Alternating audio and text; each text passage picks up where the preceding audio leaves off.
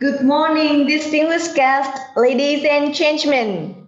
Welcome you on to the second day of the International Conference on Innovative Leadership and Management in Higher Education, Global Trends and Practices in the Post-COVID-19 Pandemic.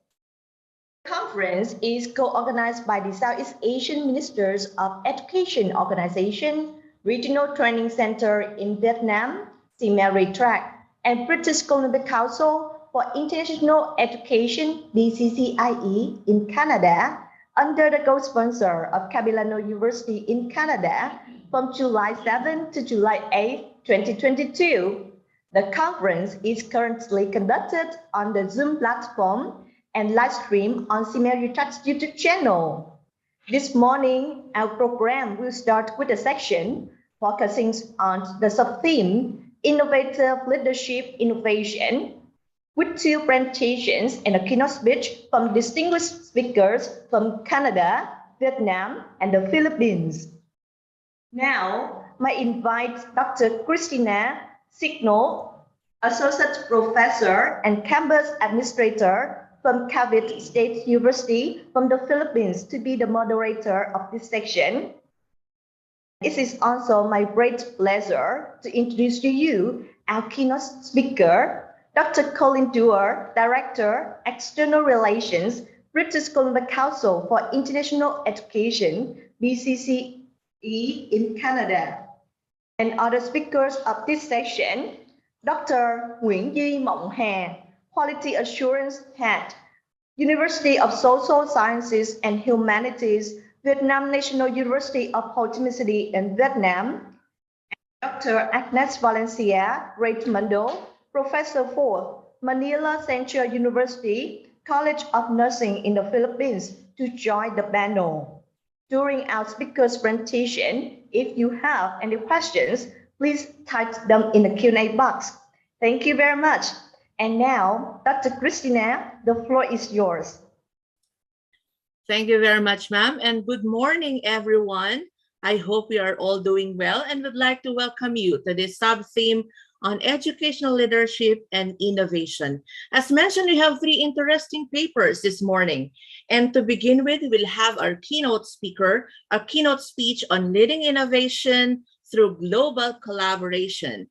Our keynote speaker has worked in international education and programming for over 18 years, managing both university as well as community-based international education initiatives. He has worked to advance international mobility programs at Simon Fraser University and has contributed to the support of community-based international development education programs through his tenure at the Canada World Youth. Everyone, please help me welcome Dr. Colin Dewar. Sir, please. Thank you so much for that kind introduction. And it is a real pleasure to be here this morning for you in Vietnam and others in Asia. It's the evening here in Vancouver, Canada. I'm going to just start to show my screen, but I just want to confirm that it's displaying correctly before I move on. Is that okay? Yeah. Okay. I will proceed if the screen is satisfactory. You have there's no sharing yet, sir. Maybe you can reshare. Okay, let me just check that again.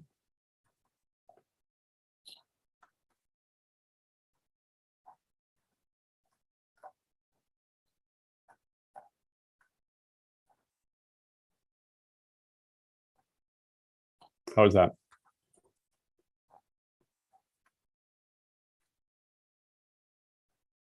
It's here, sir. Okay, it's okay, sir. It's okay. Okay, yeah. I will proceed. Thank you. So good morning, good afternoon, good evening, everyone, wherever you may be today. My name is Colin Dewar, as mentioned, and I am the Director of External Relations at the BC Council for International Education. And that's based here in Vancouver, Canada. We are a provincial government agency supporting internationalization efforts of kindergarten through grade 12 schools, colleges, universities, and language schools. We advance international education in and for the province of BC towards enhancing international reputation for quality education and international partnership development. BCCIE is also an affiliate member of SEAMEO and a long-term partner with SEAMEO RETRAC and a co-sponsor, of course, as mentioned, for this conference. My thanks to Dr. Mi Feng, Director of SEAMEO RETRAC, for the kind invitation to speak here today and for the tireless efforts of Dr. Tu, Ms. Tao, and all the staff at SEAMEO RETRAC. So thank you again. I do wish I could be there in person, but hopefully that will happen before too long. My talk today will necessarily approach the topic matter from a largely Canadian perspective, of course, so that's just the first part. So just to let you know about that, the key themes that I want to cover in my keynote, I will start with a Canadian contextual piece and really about collaboration and learning from Canada's past. I think that's where I would like to start. And then I'll be moving into some discussion around the United Nations Sustainable Development Goals as a very strong platform for international collaboration with our colleagues throughout Southeast Asia and here in Canada. And some comments about platforms and practices for global cooperation and collaboration that we've learned over the past couple of years during the pandemic. Before I get into it, I would like to acknowledge that I'm joining you today from the unceded traditional territories of the Coast Salish peoples of Musqueam, Squamish, and Tsleil-Waututh nations. I was born in this area, grew up here, and worked from these traditional lands and territories, and I'm very grateful for this. BCCIE and I offer this land acknowledgement as a modest act of what we refer to as reconciliation. And land acknowledgements are an increasingly common practice here in Canada. It is with this practice of acknowledgement where I would like to begin my keynote and spend a little bit of time unpacking its significance, and I think it's salient for this discussion. So just let me start with a bit of a historical context on this point. For many Canadians, an Indigenous land acknowledgement, just the one like the one I mentioned, is an opportunity to reflect on the impacts of colonization, to be more accountable to Indigenous people, and thank those who remain here and live and care for the land. These few words spoken at the opening of many gatherings can provoke thought and reflection about the deleterious impacts of colonization and function as a small step towards advancing better relations. For non-Indigenous Canadians like myself and most of you, the offering of land acknowledgements can be understood as a grounding statement of sorts, where we recognize and can reconnect our existence back to the land, water, and air that sustains us. It's a type of ground zero, a point of departure really for this talk and our very existence. Unless you are orbiting today in the International Space Station, we all share the same ground in a manner wherever you may find yourself, your home, your office in Ho Chi Minh City, a cafe in Hanoi and Toronto, here in Vancouver, or maybe on a beach in Bali, if you're so lucky. There is a lesson and opportunity here that can shine light on the topic of leading innovation through global collaboration. I reference the Canadian experience as something where we can learn as a lesson from some of the disastrous mistakes made in our history and inform better practices and policies that are being undertaken. Without authentic collaboration, progress is stalled and real partnership cannot develop. Over Canada's 400-year colonial history, our relations with existing Indigenous populations, estimated to be about 2 million people at point of contact 400 years ago, came undone and were undeniably broken. As European settlements became established and more self-reliant, settlers started to move away from a more collaborative relationship to one of increased discrimination, turning their backs on the central premise of humanist philosophy and set about really fearing the other, then effectively committing acts of cultural genocide codified through national policies. The lesson here is that once a critical number of one group started fearing others and treating others as somehow less than human, the prospects of authentic partnership and forging viable collaboration was broken. Not only was the opportunity lost to authentically connect with someone different than oneself, but also an entire oeuvre of knowledge held by the group was diminished, ostracized, sidelined, and where worldviews belonging to groups from a Eurocentric mainstream were rather promoted. Following the release of Canada's Truth and Reconciliation Commission report in 2015, coupled with Canada's recognition of the United Nations Declaration on the Rights of Indigenous Peoples Act in 2021, Canada and Canadians increased the pace towards making high-level, increased institutional and interpersonal progress to reforge meaningful collaboration, including better policies and procedures throughout Canada's academic landscape as well. So what does the story of profound loss and promise towards revival and reconciliation teach us about this topic, leading innovation through global collaboration?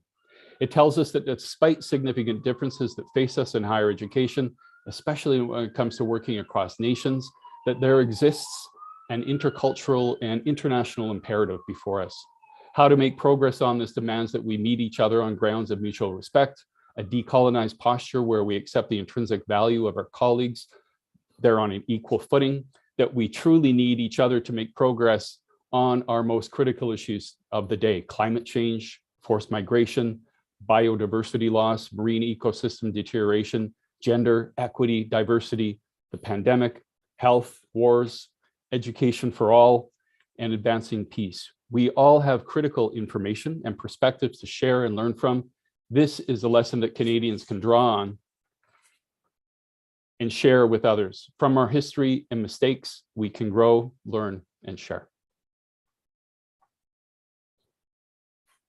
I'm going to move into part 2 here. I'd like to turn our attention to the UN Sustainable Development Goals and how these have gained momentum in higher education and why they are gaining strategic importance in Canadian higher education institutions as well. I would like to underline the opportunity that the SDGs can afford as a shared platform for international collaboration and innovation as well.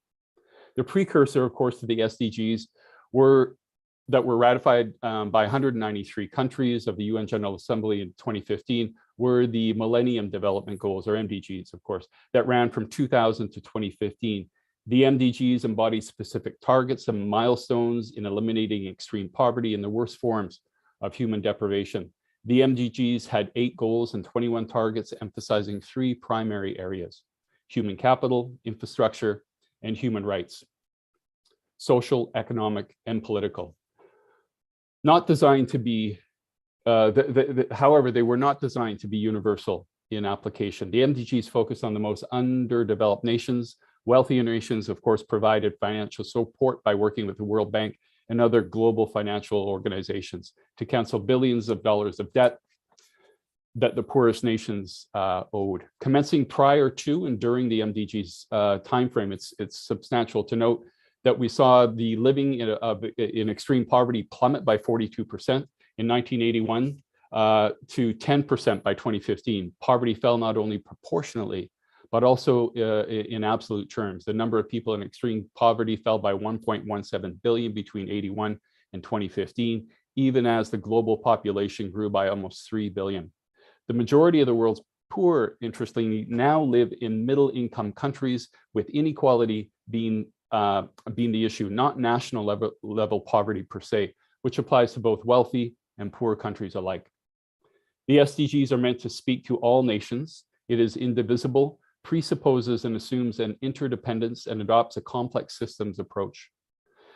The SDGs are uniformly applicable to all countries of the world, removing developing versus developed dichotomy that left the MDGs open to much criticism.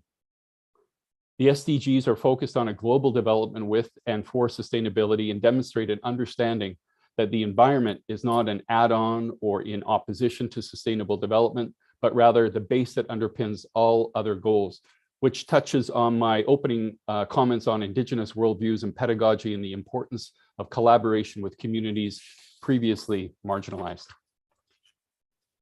In other words, all nations and government entities from federal on down not only have abstract responsibility to each other, but we begin to see our role from the macro right down to the micro level. This is why, in part, the SDGs have been taken up by institutions around the world, including those in Canada. It is a powerful global calling, and because it is global by design, it will remain a key platform for international collaboration. SEAMEO embraced the SDGs in 2016 in its statement on its priority areas, and Sustainable Development Goal number 4 to ensure inclusive and equitable quality education and promote lifelong learning opportunities for all. Another motivator for higher education institutions was when the Times Higher Education publication introduced the impact rankings of 2019, the global performance table that assesses universities against the United Nations Sustainable Development Goals. The impact ranking uses calibrated indicators to provide comprehensive and balanced comparisons across three broad areas: research, outreach, and stewardship. Rankings can be a blunt tool and not always applied judiciously, but they have helped higher education institutions pay attention to the SDGs, and so through we see a growth of collaboration as a result of this. One of the SDG goals is number 17, partnerships for the goals. It looks at the broader ways in which universities support the SDGs through collaboration with other countries, promotion of best practices, and publication of data. Again, collaboration here will be fundamental for success. The onus will be on all institutions to forge meaningful partnerships for success. COVID has also had its turn in the education sector. The impact over the past 2 years has meant that up to 800 million students may have lost up to 2/3 of an academic year in academic schooling. And 8 out of 10 people pushed into poverty as a result of COVID will be in low and medium human development countries. Drilling further into the SDGs and how they can better be understood, or what we also know as the 5 Ps model, where people, prosperity, and the planet are situated in the middle of this model and held really together by strong partnership development and commitment to peace. And that's in the slide, there's a schematic there of the 5 Ps. And again, partnership and collaboration being a key element for the success of the Sustainable Development Goals, and really, I believe, the driving force around this. Again, we can see the axiomatic emphasis put on partnership and really global collaboration, and what I would argue is a very viable point of entry for discussion between institutions that you work with or would like to work with. These do not need to be huge globally ranked institutions to be able to make traction, but it does help immensely to have committed values and a willing partner. We believe both exist, and many institutions in BC and Canada are prepared to listen. The balance of my comments this morning, I just want to talk a little bit about platforms and practices for global collaboration. I wanted to discuss here some of the work that BCCIE is supporting in terms of global collaboration as examples of how we have maintained and in fact expanded our global collaborations during COVID-19 over the past couple of years or more. Whether these qualify as innovations, I will leave that to your assessment. But like most of you 2 years ago, or a little bit more, we frantically tried to transition our work online, and we believe we were largely successful in this regard. In fact, we likely overcompensated in our enthusiasm to ensure that we were of service and remain relevant. Our main work during the series of lockdowns was to continue to provide capacity building for the international education sector in the province, ensure platforms for effective communication, and I believe most importantly, to continue to furnish opportunities for our sector to help maintain relations with international partners, and with a little luck, maybe even help our schools, colleges, universities, and language schools forge new partnerships. From our vantage, it was successful beyond our imagination. The example I would use here would be our work with Mexico during this time. The pandemic helped sharpen and accelerate years of really what was a slow burn around partnership development at that time with both national and subnational entities. It sharpened our work, I think in part because we were all a little concerned that maybe we might lose what gains we had in the absence of travel and traditional lines of communication and connection. During the pandemic, we were effectively able to host and co-host a significant number of partnership forums. These forums, we understand now, were vital in terms of maintaining and effectively expanding our reach. We noticed also that coming out of the pandemic, Mexico partnership development continued to accelerate, in fact, resulting in the recent signing of provincial MOUs and planning reciprocal visits this fall. With the SEAMEO network, we also held a networking event over this time, which helped further develop our connections throughout SEAMEO. There were a number of solid collaborations that emerged over the past couple of years as well. In addition to specific events, we're able to support Canada and UMAP, University Mobility for Asia and the Pacific. And in fact, Canada became the international secretariat for that consortium. Another great platform, again, for students and faculty mobility and research. COVID also gave us time to focus on justice, equity, diversity, and inclusion, and we were thankful for this. In sum, we were effectively able to utilize this disruption and shape it towards effective outcomes.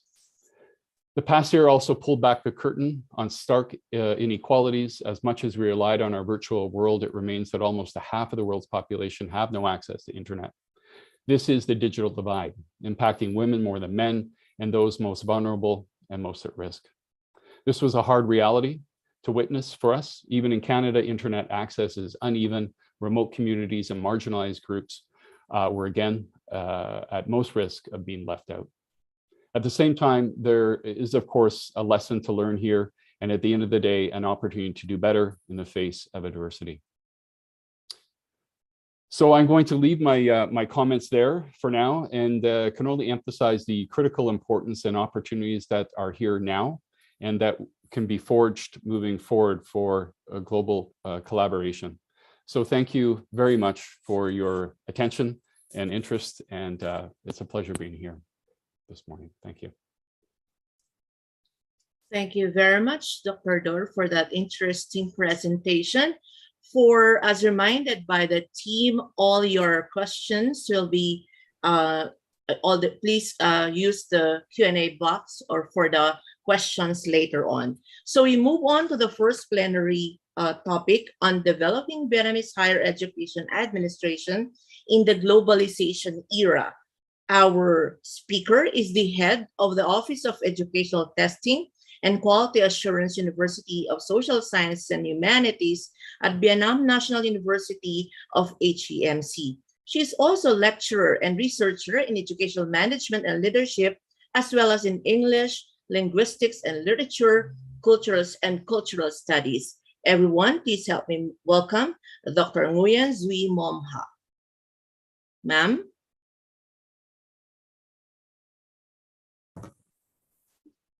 Good morning, everyone. Thank you for the introduction. Sorry. Good morning, everyone, ladies and gentlemen. It's my honor to present my contribution today with the title, Developing Vietnamese Higher Education Administration in the Globalization Era. My name is Ha Nguyen from the University of Social Sciences and Humanities, VNU Ho Chi Minh City.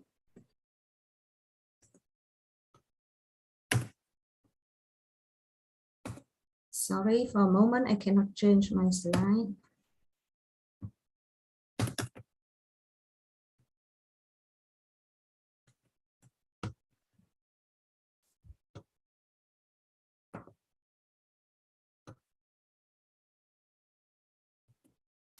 So my presentation consists of three main parts. The first one, I would like to give the short introduction about the context of requirements for innovations in higher education administration in Vietnam. Then I analyze the qualities and the criteria for the higher education administrators in Vietnam. And finally, I come up with some indications for improving these qualities of Vietnamese higher education administrators. So first, I would like to give a short introduction. So as you know that in Vietnam nowadays, the Ministry of Education and Training, they give the higher education institution more and more autonomy, but at the same time, they require the accountability. So therefore, the role of the leadership and administration in higher education institution is very important. So the leaders need to be independent and proactive in their decision-making processes. So what are the qualities of higher education effective and successful administrators? I come up with some important qualities. So first, I give you the overview of the context of requirements for innovations in higher education administrations in Vietnam. So as you know that Vietnam's law on higher education regarding autonomous university was issued a few years ago. the law emphasized that a higher education institution shall assign specific autonomy and accountability to every unit and every individual in the higher education institution. And the resolution of the government also mentioned that it is important to train sufficient numbers of qualified higher education institution staff and managers with the management skills. So the higher education administrators have a variety of important tasks, from making decisions on many internal rules, regulations, policies, strategies, plans, guidelines, to organizing a variety of other activities. So it is important to improve the qualities of the higher education administrators. There are many qualities or criteria for the higher education administrators and managers in Vietnam, but I come up with 3 most important criteria or qualities. There are a lot of literature that mention variety of qualities, but in the Vietnam context, the 3 qualities are important, including the vision, the commitment, and the competencies. The vision is very important. It is the priority, because without the vision, the higher education administrators could not set the goal. So it is very interesting to listen to the first presentation by Dr. Colleen Doerr about the SDG Sustainable Development Goal. So the higher education administrators need to set many important goals, including the SDG. And in order to set up the clear goal so that the whole staff could follow the goal, they also need to make commitment, because without strong commitment, they could delay the goals, or they could not make all the efforts, necessary efforts, to visualize the goals or the vision. And the competencies are important, because without the competencies, they could not know where to go and how to reach the goal. So these 3 qualities are very important for higher education administrators in Vietnam nowadays. So I come up with the first one.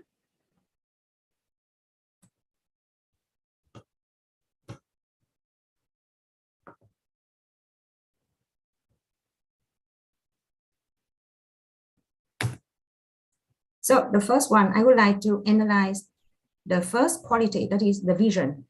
The vision refers to providing direction, creating a structure to support the direction. And nowadays, in the context of massification, diversification, and internationalization in higher education, so the context requires innovative strategic goals for the future development of the institution.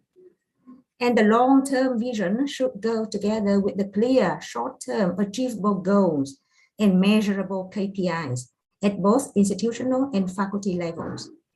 And we know that the higher education institution has 3 important missions related to the education, research, and community service. So they need to make the strategic goals and make the plans, the clear plans related to educational programs and activities, the research activities, the student support activities, as well as the staff development and external relations.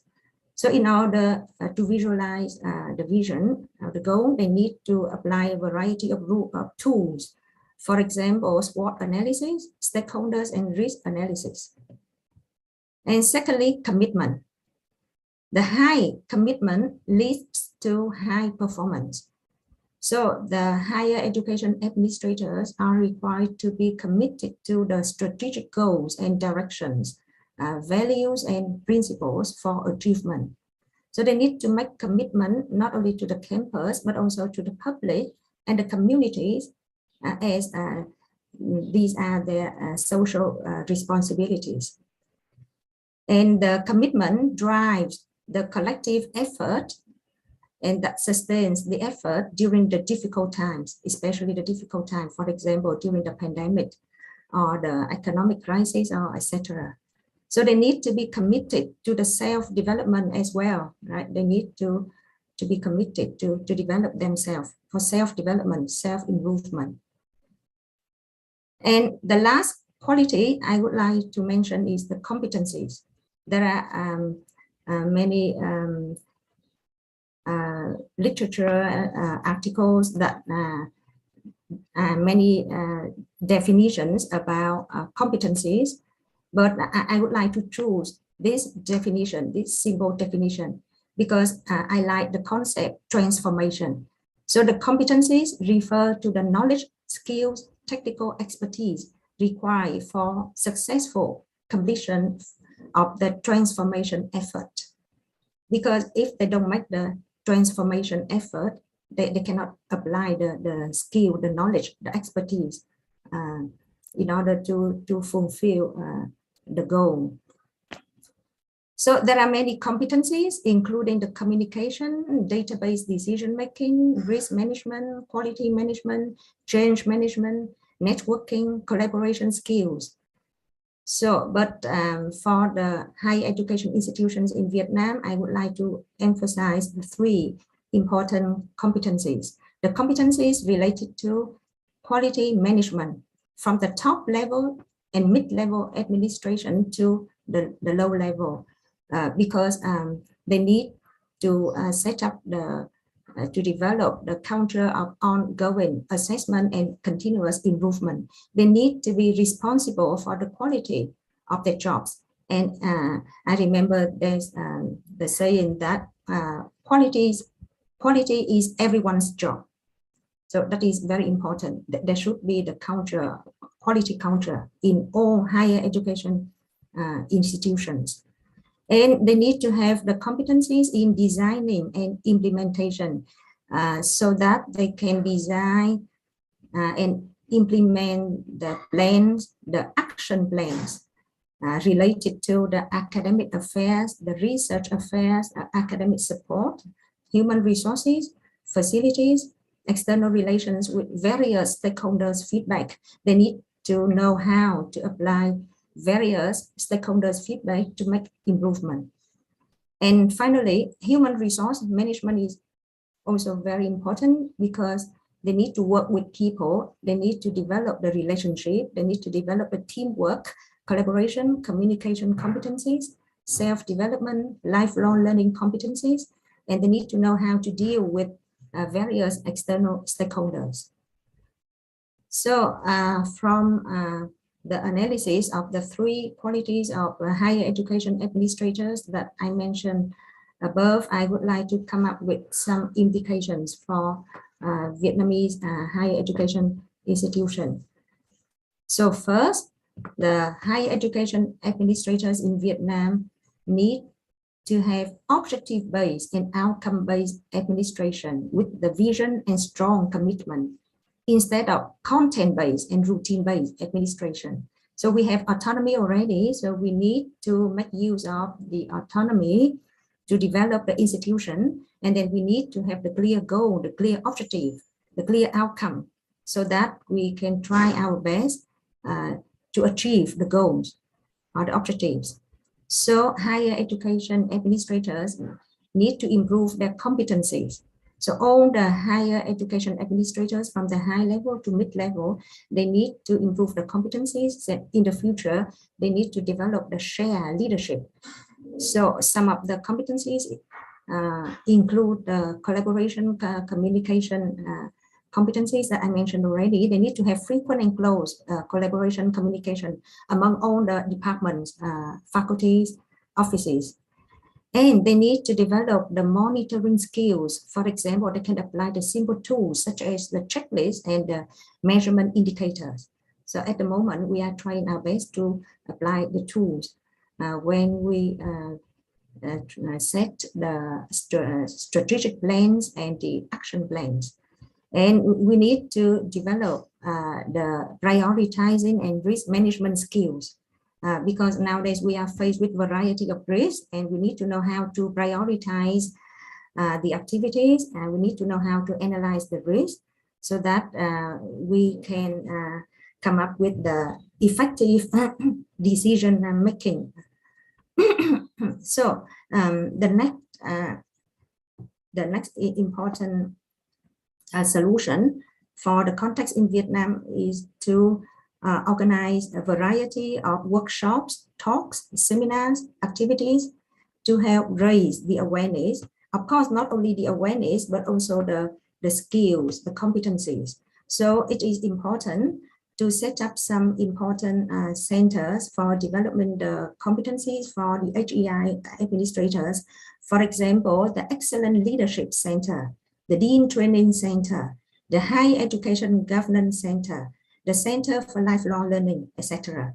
So in Vietnam nowadays, we know that there are several centers like these ones, but actually there are not many, and because they are new to many HEIs, so maybe they are not effective enough.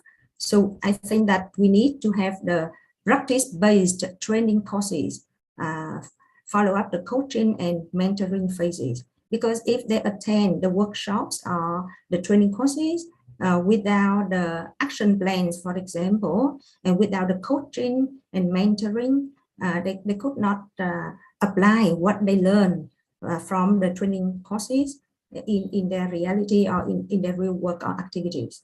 And finally, there should be clearly defined selection and appointment or assessment and evaluation criteria, including the promotion plans, the role and the functions, the rewarding system should be established so that we could encourage the higher education administrators, and we could motivate them in the future.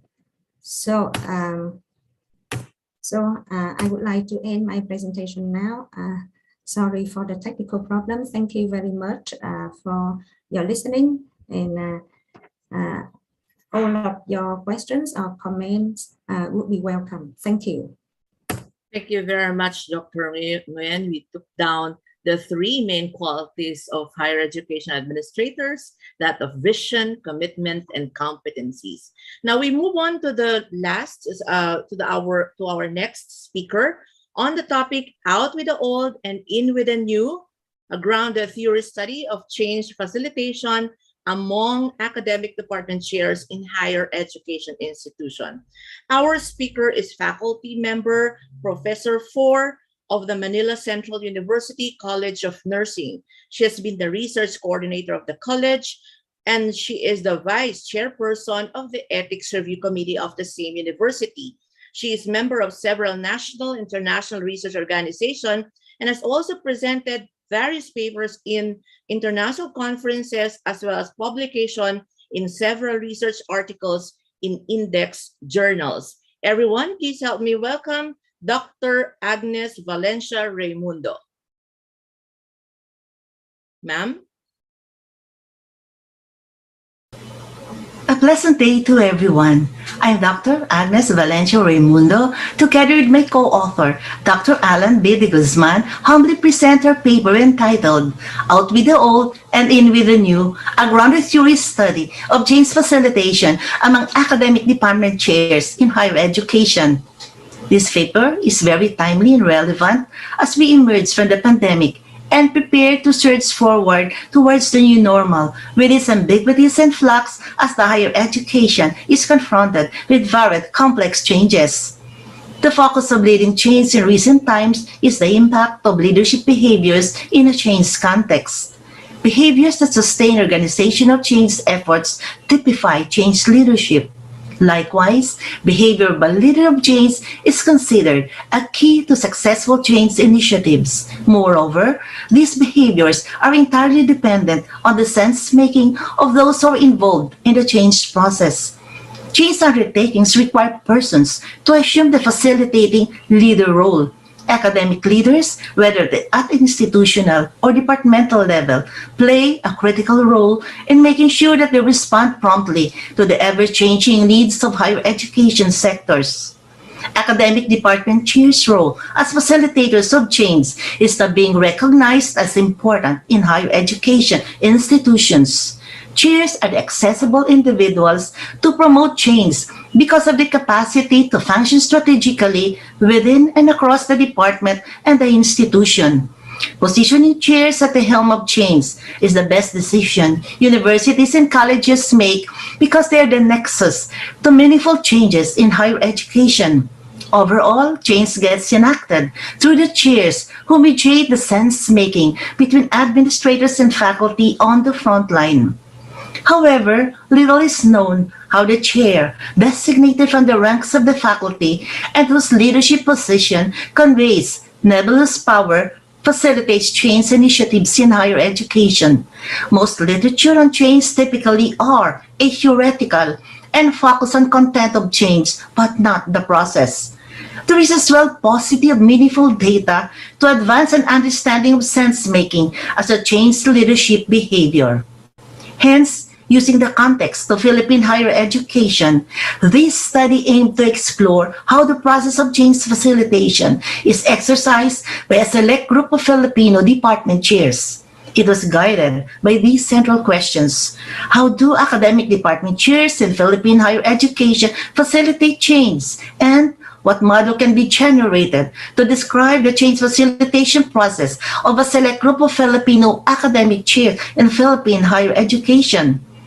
While the emphasis of most research concerning change leadership behavior are on strategies and procedures for implementing organizational change, this study focused on developing a theory grounded on the data collected.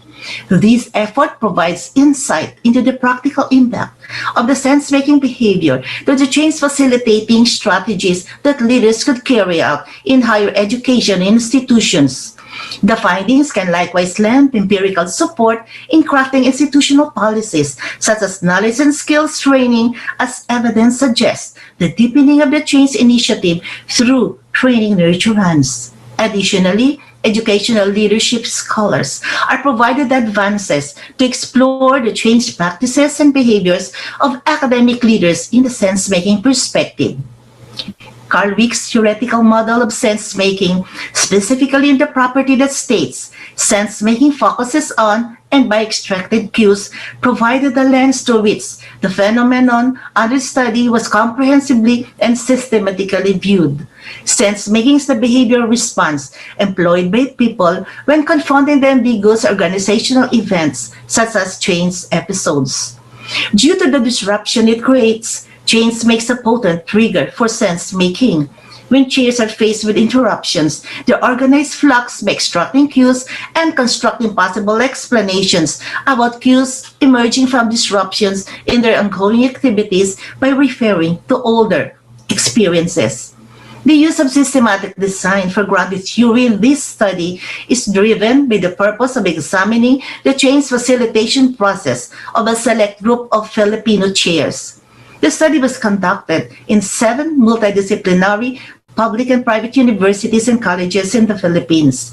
The proposed sample was consisted of 25 Filipino academic department chairs, which are denoted as chairs in this study, both male and female, previous members of the faculty, designated to the academic chairship position for not less than 1 year, and hold the position as chairs of any academic program. Indicated here is the profile of the study participants. The corpus of data was obtained through semi-structured, in-depth interviews. An aide-memoir was devised containing open-ended questions to key points. The data analysis steps of open, axial, and selective codings of the systematic design and grounded theory were utilized to analyze the data collected. The axial coding paradigm was developed to determine the core category of change facilitation process. To ensure the trustworthiness of the study, the validation technique of members checking was applied. To further increase the rigor of the findings, bracketing, resonance, and horizontalization were observed. The rules of ethics and the principles of beneficence, respect for human dignity and justice were as well observed all throughout the research process. Through the constant comparison method, the buoyancy model of change facilitation was developed. 4 phases emerged, namely unpacking, harmonizing, deepening, and buoying. As chairs extract cues from the environment, they realize that change facilitation is a dynamic process that goes through 4 stages which transpire over time. The chairs find ways to make it easy for the members of the department to navigate the sea of change successfully. In the unpacking phase, the chairs show the collective change process, being elusive and complex, prompted them to unpack at the very start by understanding change and continuity through captivating new thinking and challenging the status quo. They made sense of the choice between preserving continuity and embracing change as they extract cues from the environment. As shared, value integration in all courses is enhanced since schools remain as moral enterprise that shape the character of the students. I initially worked on the mindsets of the faculty to make them realize the importance of instructional innovation. I needed to be available to new learning to be an effective chair. New expectations required the curriculum to emphasize the development of soft skills. Excellent literature inform that sense-making accomplishes change, since change strategies are triggers for sense-making. Apparently, change implies the abandonment of selected facets of the past while behavior continuity can be intensely entrenched. Moreover, leaders who preferred to challenge and let go of the organization's status quo facilitated change successfully. Chairs in the harmonizing phase create a balance between relationship and future direction by building meaningful connections and fostering coherence. Collaboration and intersection of diversities are facilitated. As expressed, I needed allies to assist me in ensuring a smooth shift to outcome-based education. Creating a research culture in the college must be aligned with the capabilities of the faculty. Faculty trusted became my partners in initiating a controversial reform. Most literature emphasizes that an individual organizational member cannot engender institutional change. This is so since numerous change initiatives involve collaboration as a structure to guide and facilitate the process. Consequently, sense-making and acceptance of change are influenced by the interconnections of organization members. Chairs create opportunities for deepening and strengthening the change effort through training and teaming in the deepening phase. As conveyed, I conducted seminar workshops because most faculty lack research capability, which deters the goal of creating a research culture in the college. The team climate allows faculty to contribute individual talents while engaging in collaborative tasks. Most scholars affirm that training is an inherent part of the change facilitation process. Seemingly, capabilities or competence often need to be defined and taught to support change. Furthermore, teaming is often considered vital in dealing with events characterized by unexpected changes because the capability and resources required for positive outcomes normally extend beyond the competence of the single individual. The chair's participants' ability to keep the change process afloat with a desired outcome becoming a fragment of the very culture of the organization describes the buoyant phase of change facilitation. During this phase, chairs are prompted to embrace the elements of timeliness and timelessness in every change effort as articulated. How our graduates fare in the employment market informs me the urgency of the shift to the new curriculum. The advancement of technology dictates us to adopt technology-based pedagogies. The success of our change endeavor depends on making timely decisions. Pertinent faculty inputs are integrated into our decision-making process.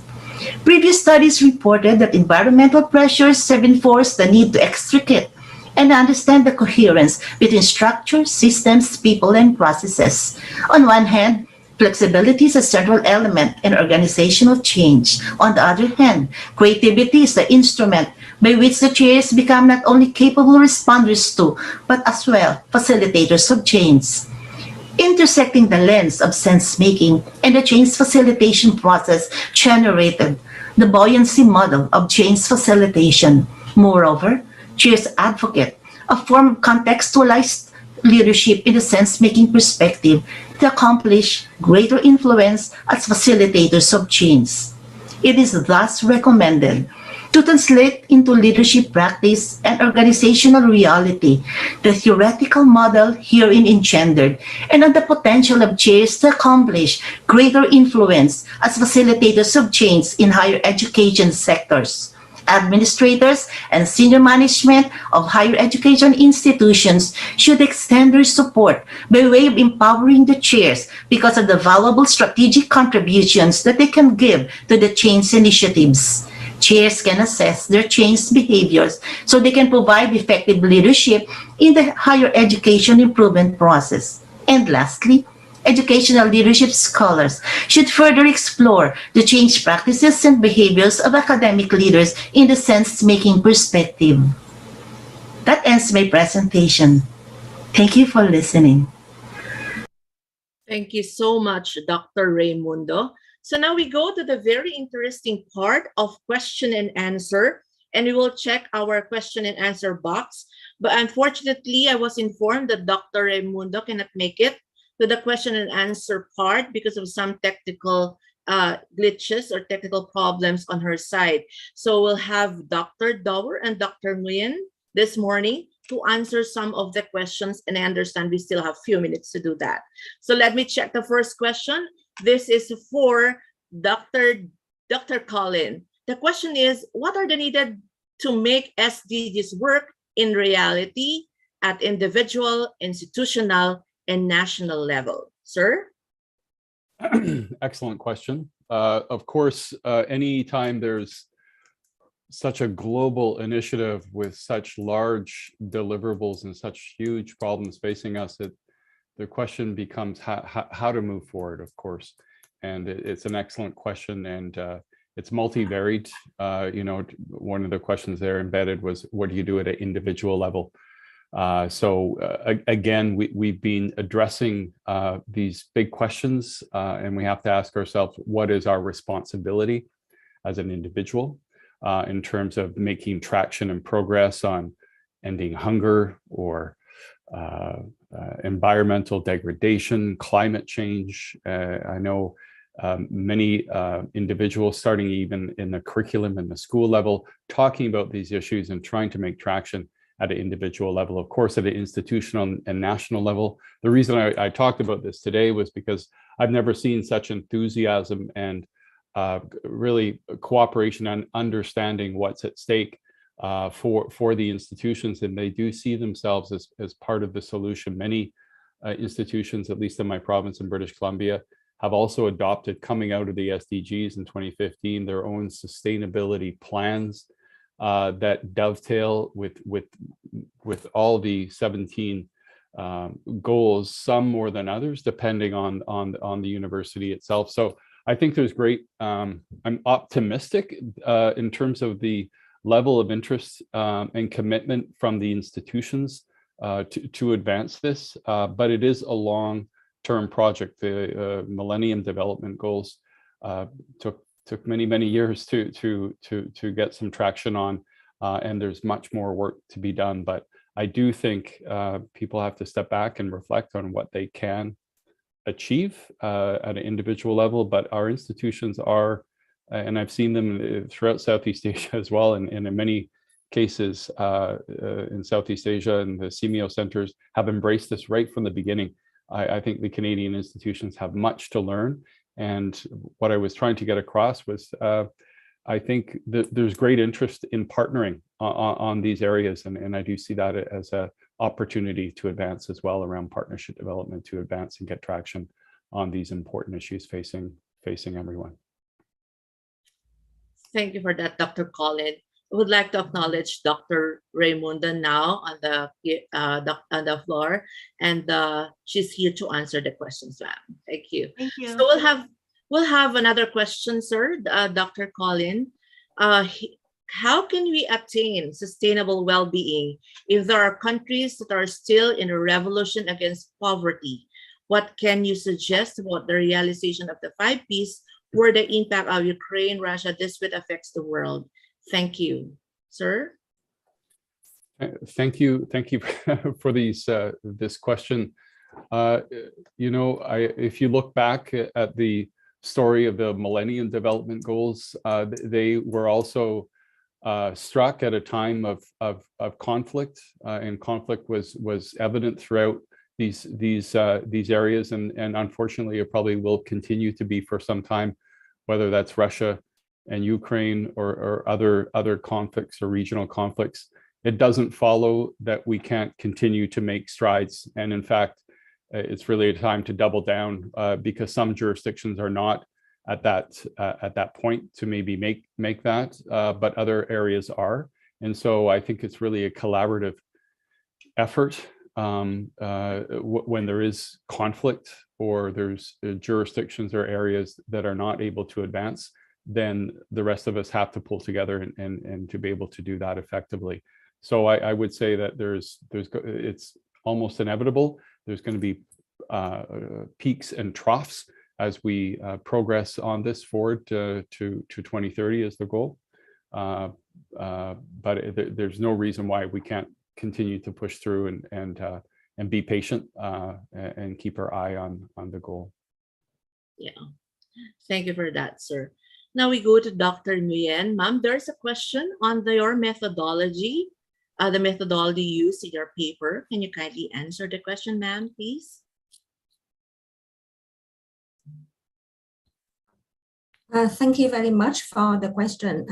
As for the methodology, I apply variety of methods, including the quantitative and qualitative methods. Actually, I conduct the mini research among the faculties in my institution only. Actually, I also consult some previous results in my previous research among the institutions in VNU Ho Chi Minh.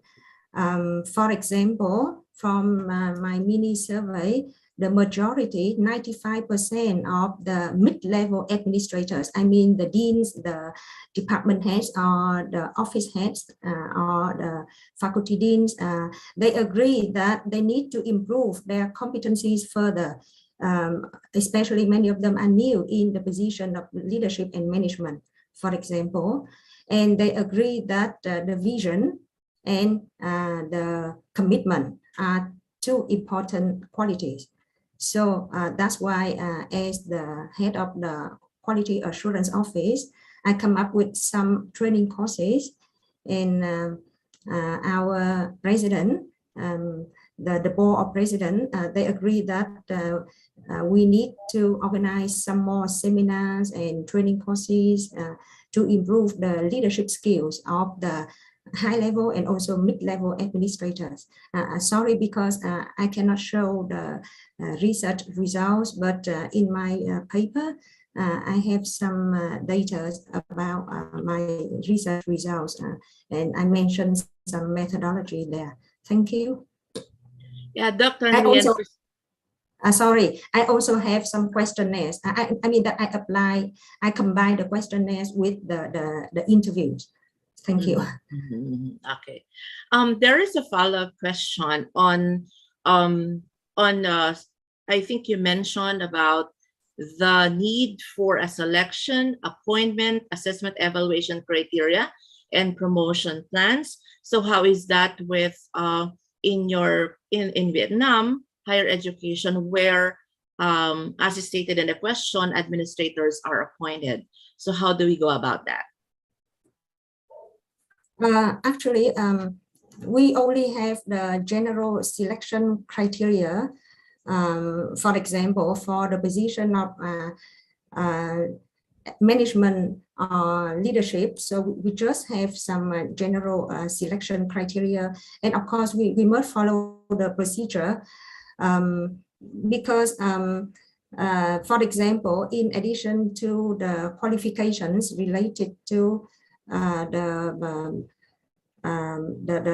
professional fields, the administrators and managers, they are required to have some years of experience in leadership and management, and that's all. And we cannot evaluate whether they are qualified in the position or whether they can apply the experience their previous experience, their 5 years previous experience in their current position or not.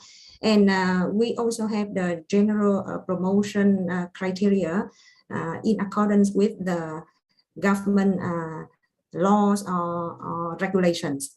But in the near future, at the moment, many institutions, higher education institutions in Vietnam, we have autonomy already.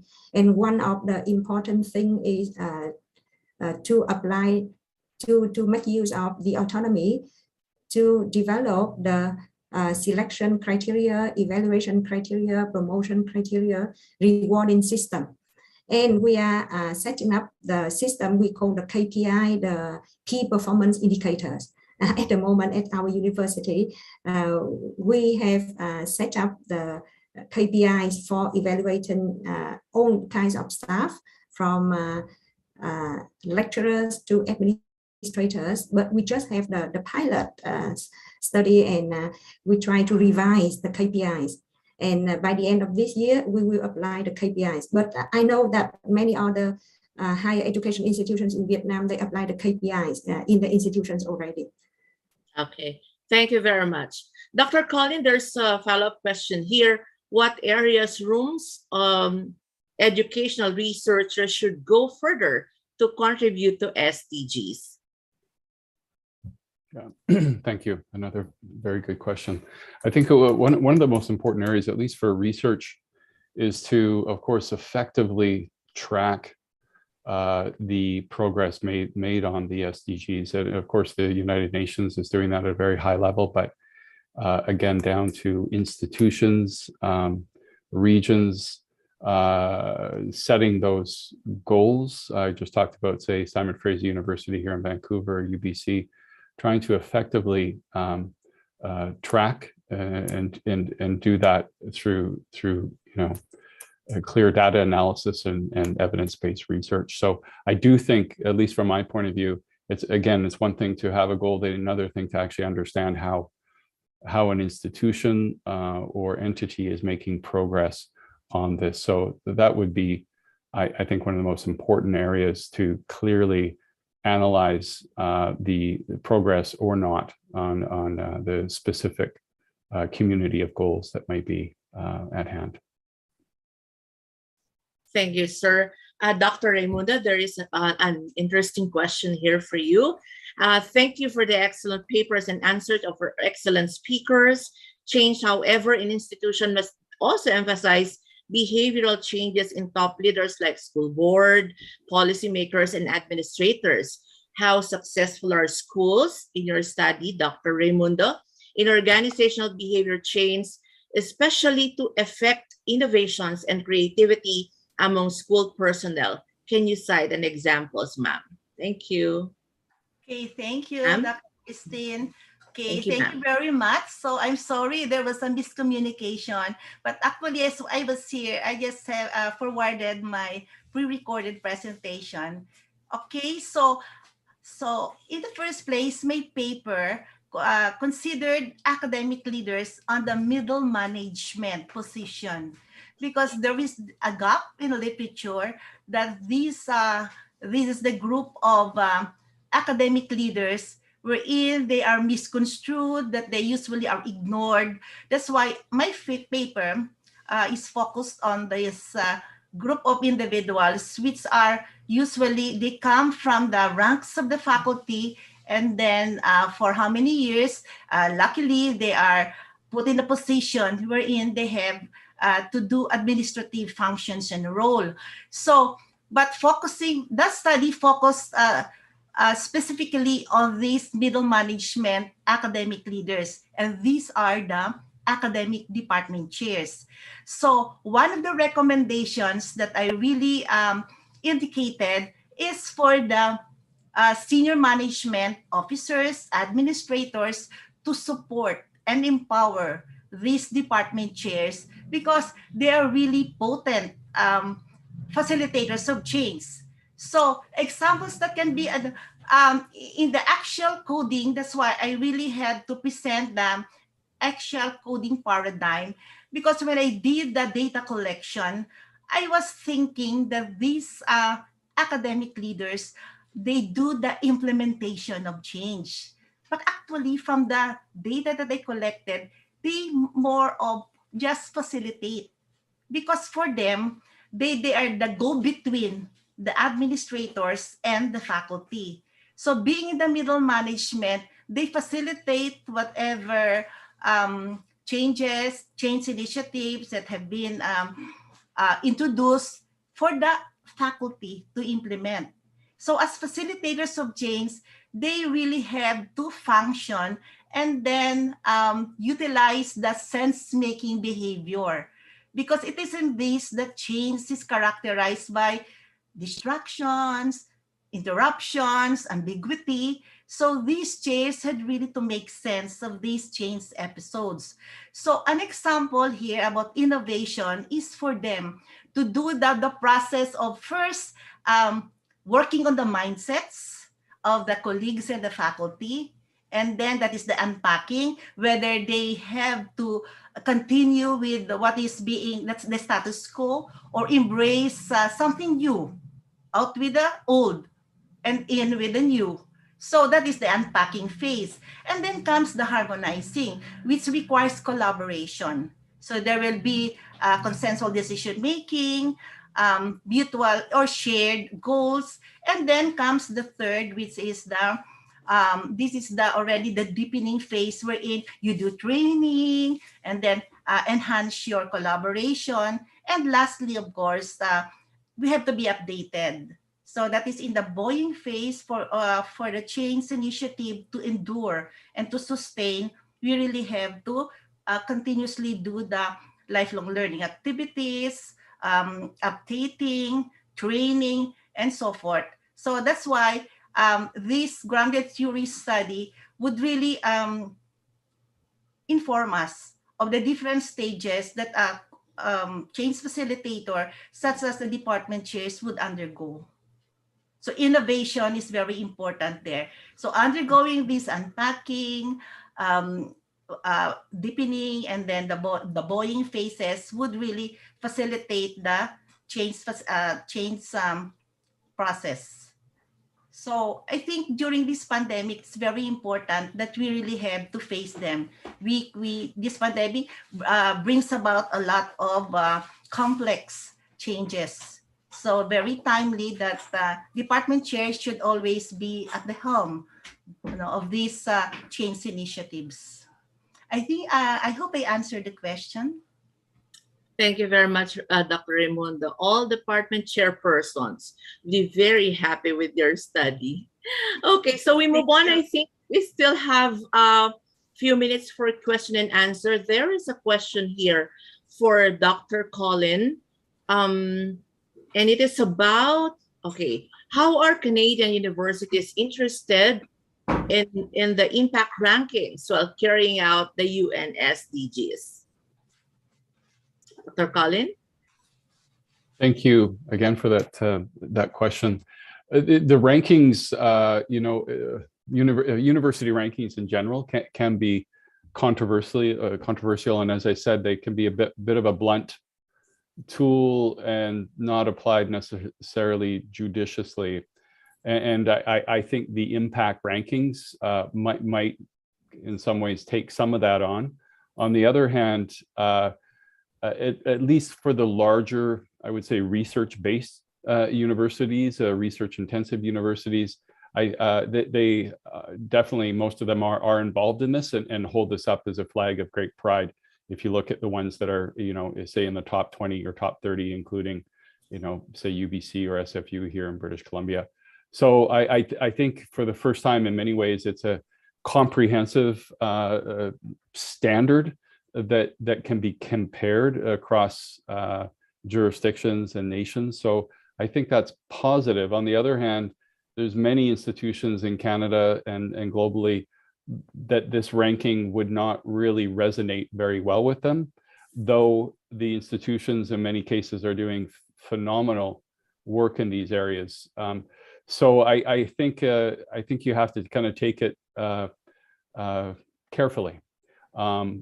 Institutions that can, I think, will use it as an important tool to help direct the university. And as I said, many have come up with their own sustainability plans that dovetail with the sustainable development goals, which I think is a good development. But again, it's not necessarily one size does not fit all on this one. So it's important to be careful, to take a close look at it and not assume that just because they're not ranked or they're not participating that they're not contributing in this area.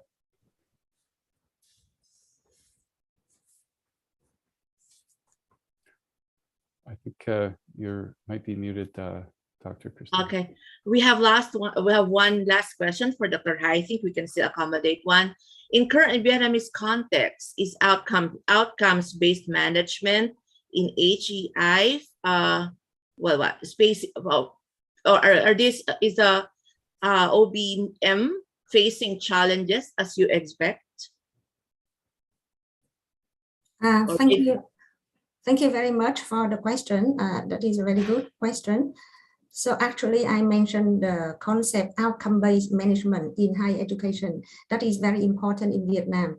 Although the outcome-based management in higher education institutions in Vietnam is facing various challenges. But from my experience and from my observation, I can find that the public universities or HEIs are facing more challenges than the private universities because of the autonomy. You know that the private higher education institution, they enjoy more autonomy previously, and due to the context of competition, they are required to set the goal and set the clear outcomes.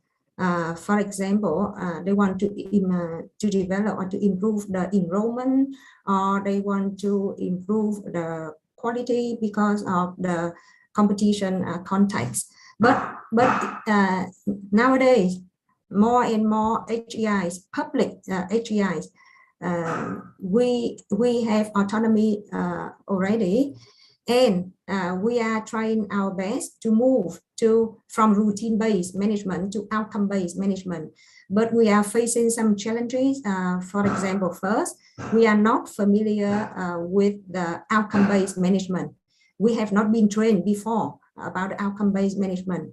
And secondly, due to the limited budget in public universities, so the staff, they are not motivated to set the outcome, and they have an extra job and they cannot invest their time and effort in setting outcome, for example. And with the limited budget, it's difficult to hire the qualified staff, the qualified administrators. But with the autonomy, we could get some benefits. For example, we could raise the tuition fee, and we could have more budget to give a higher salaries and a bonus, for example, to administrators. And we hope that we could overcome these challenges soon. Thank you. Okay, thank you very much. Very quick, I saw a question for Dr. Raimundo, and she's asking about the techniques used in validation, ma'am. Okay, thank you, Dr. Christine. Okay, the validation technique used in this particular paper is member checking, or in some literature, they indicate it as correspondence. So this is the process wherein after data collection, you bring back the data collected to the study participants for validation and verification. So this can be done iteratively, ongoing. While collecting the data, you can do some questions that would validate and verify to clarify the data collected, or the stories or the narratives presented to you by the study participants. Or else, once you already have organized your data, and along the way, even until you have already the results, the analysis, you still can go back to your study participants for further validation or verification. So that's member checking.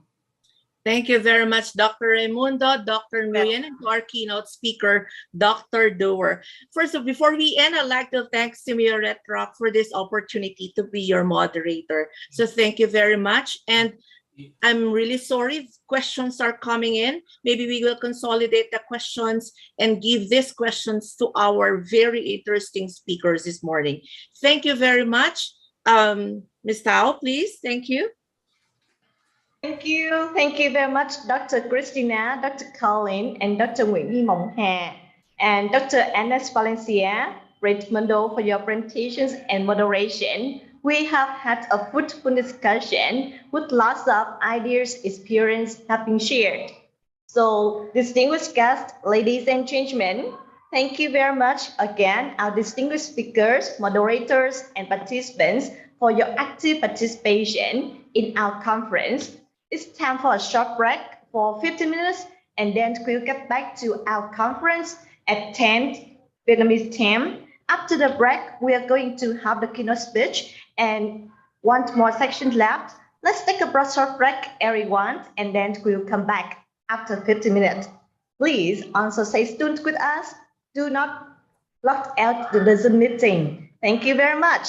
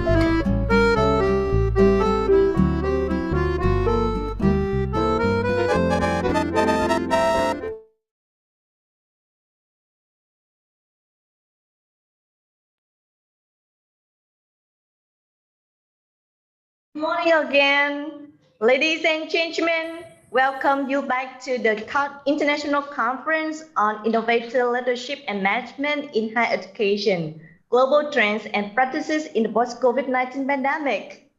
To continue, please allow me to welcome you on to the next keynote section of the conference.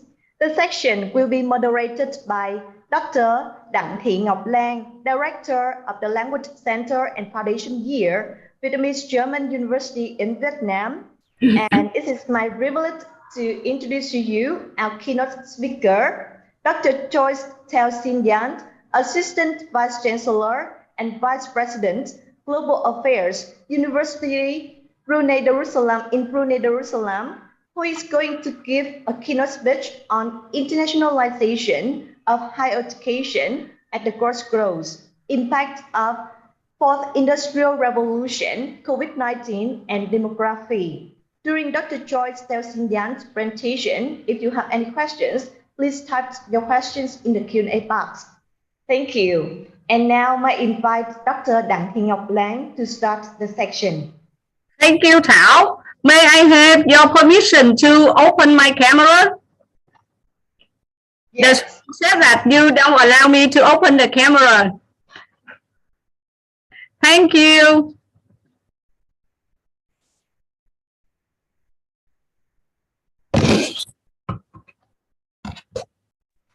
Lang, is it okay now? Yeah, thank you, Miss Thảo. Good morning, ladies and gentlemen. I'm Ngọc Lan from Vietnamese German University in Vietnam. First, I would like to warmly welcome you to the keynote speech on internationalization of higher education at the crossroads, impact of the fourth industrial revolution, COVID-19, and demography. And this speech is delivered by Dr. Joyce Theo Sinh Giant. She's the Assistant Vice Chancellor and Vice President for Global Affairs of University Brunei Darussalam in Darussalam, Brunei. Now, may I have the honor to introduce our distinguished speaker. Dr. Joyce Theo is the Assistant Vice Chancellor and Vice President for Global Affairs at the University of Brunei Darussalam since March 2014. Her office oversees the international relations, internationalization development, and international activities of the university. This also includes mobility, international program, as well as international partnership. Dr. Theo joined UPD in 1996 and has worked with UPD for 26 years. Her previous appointments at the university include the Dean of School of Business and Economics, Director of International Office, as well as the Director of the Institute of Policy Studies. She has also held the role of inaugural coordinator of APEC Study Center at UPD. Besides serving as advisory role as well as project lead on several international projects involving economic and econometrics. At the moment, she is also one of the competition commission members of the Competition Commission Brunei Darussalam, or CCBD, at the national level. Under her existing economics portfolio, she is also working with the think tanks in the regions of matters related to labor economics and skill foresight. She received her PhD in economics from the University of Queensland, where she majored in labor economics and econometrics.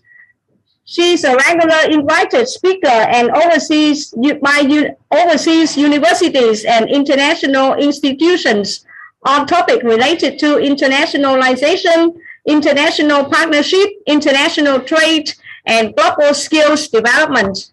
Now may I have the honor to invite Dr. Joyce Theo to start your speech. You have about 20 minutes for your presentation, and about 10 minutes for Q&A. Yeah, Dr. Theo, please. First of all, thank you very much, Dr. Dangti, for the introduction. Thank you for the kindness of the CV. It is my great honor to be invited by Dr. Ho Tan and the organizing committee to the International Conference 2022 on Innovative Leadership and Management in Higher Education, Global Trends and Practices in the Post-COVID-19 Pandemic. That is jointly organized by SEAMEO RETRAC and British Columbia Council for International Education, BCCIE Canada. Good morning and good evening, all colleagues and friends. I have the honor to present to you this morning on the topic, Internationalization of Higher Education at the Crossroad, Impact of Fourth Industrial Revolution, COVID-19 and Demography. Please allow me a few seconds to pull in the file.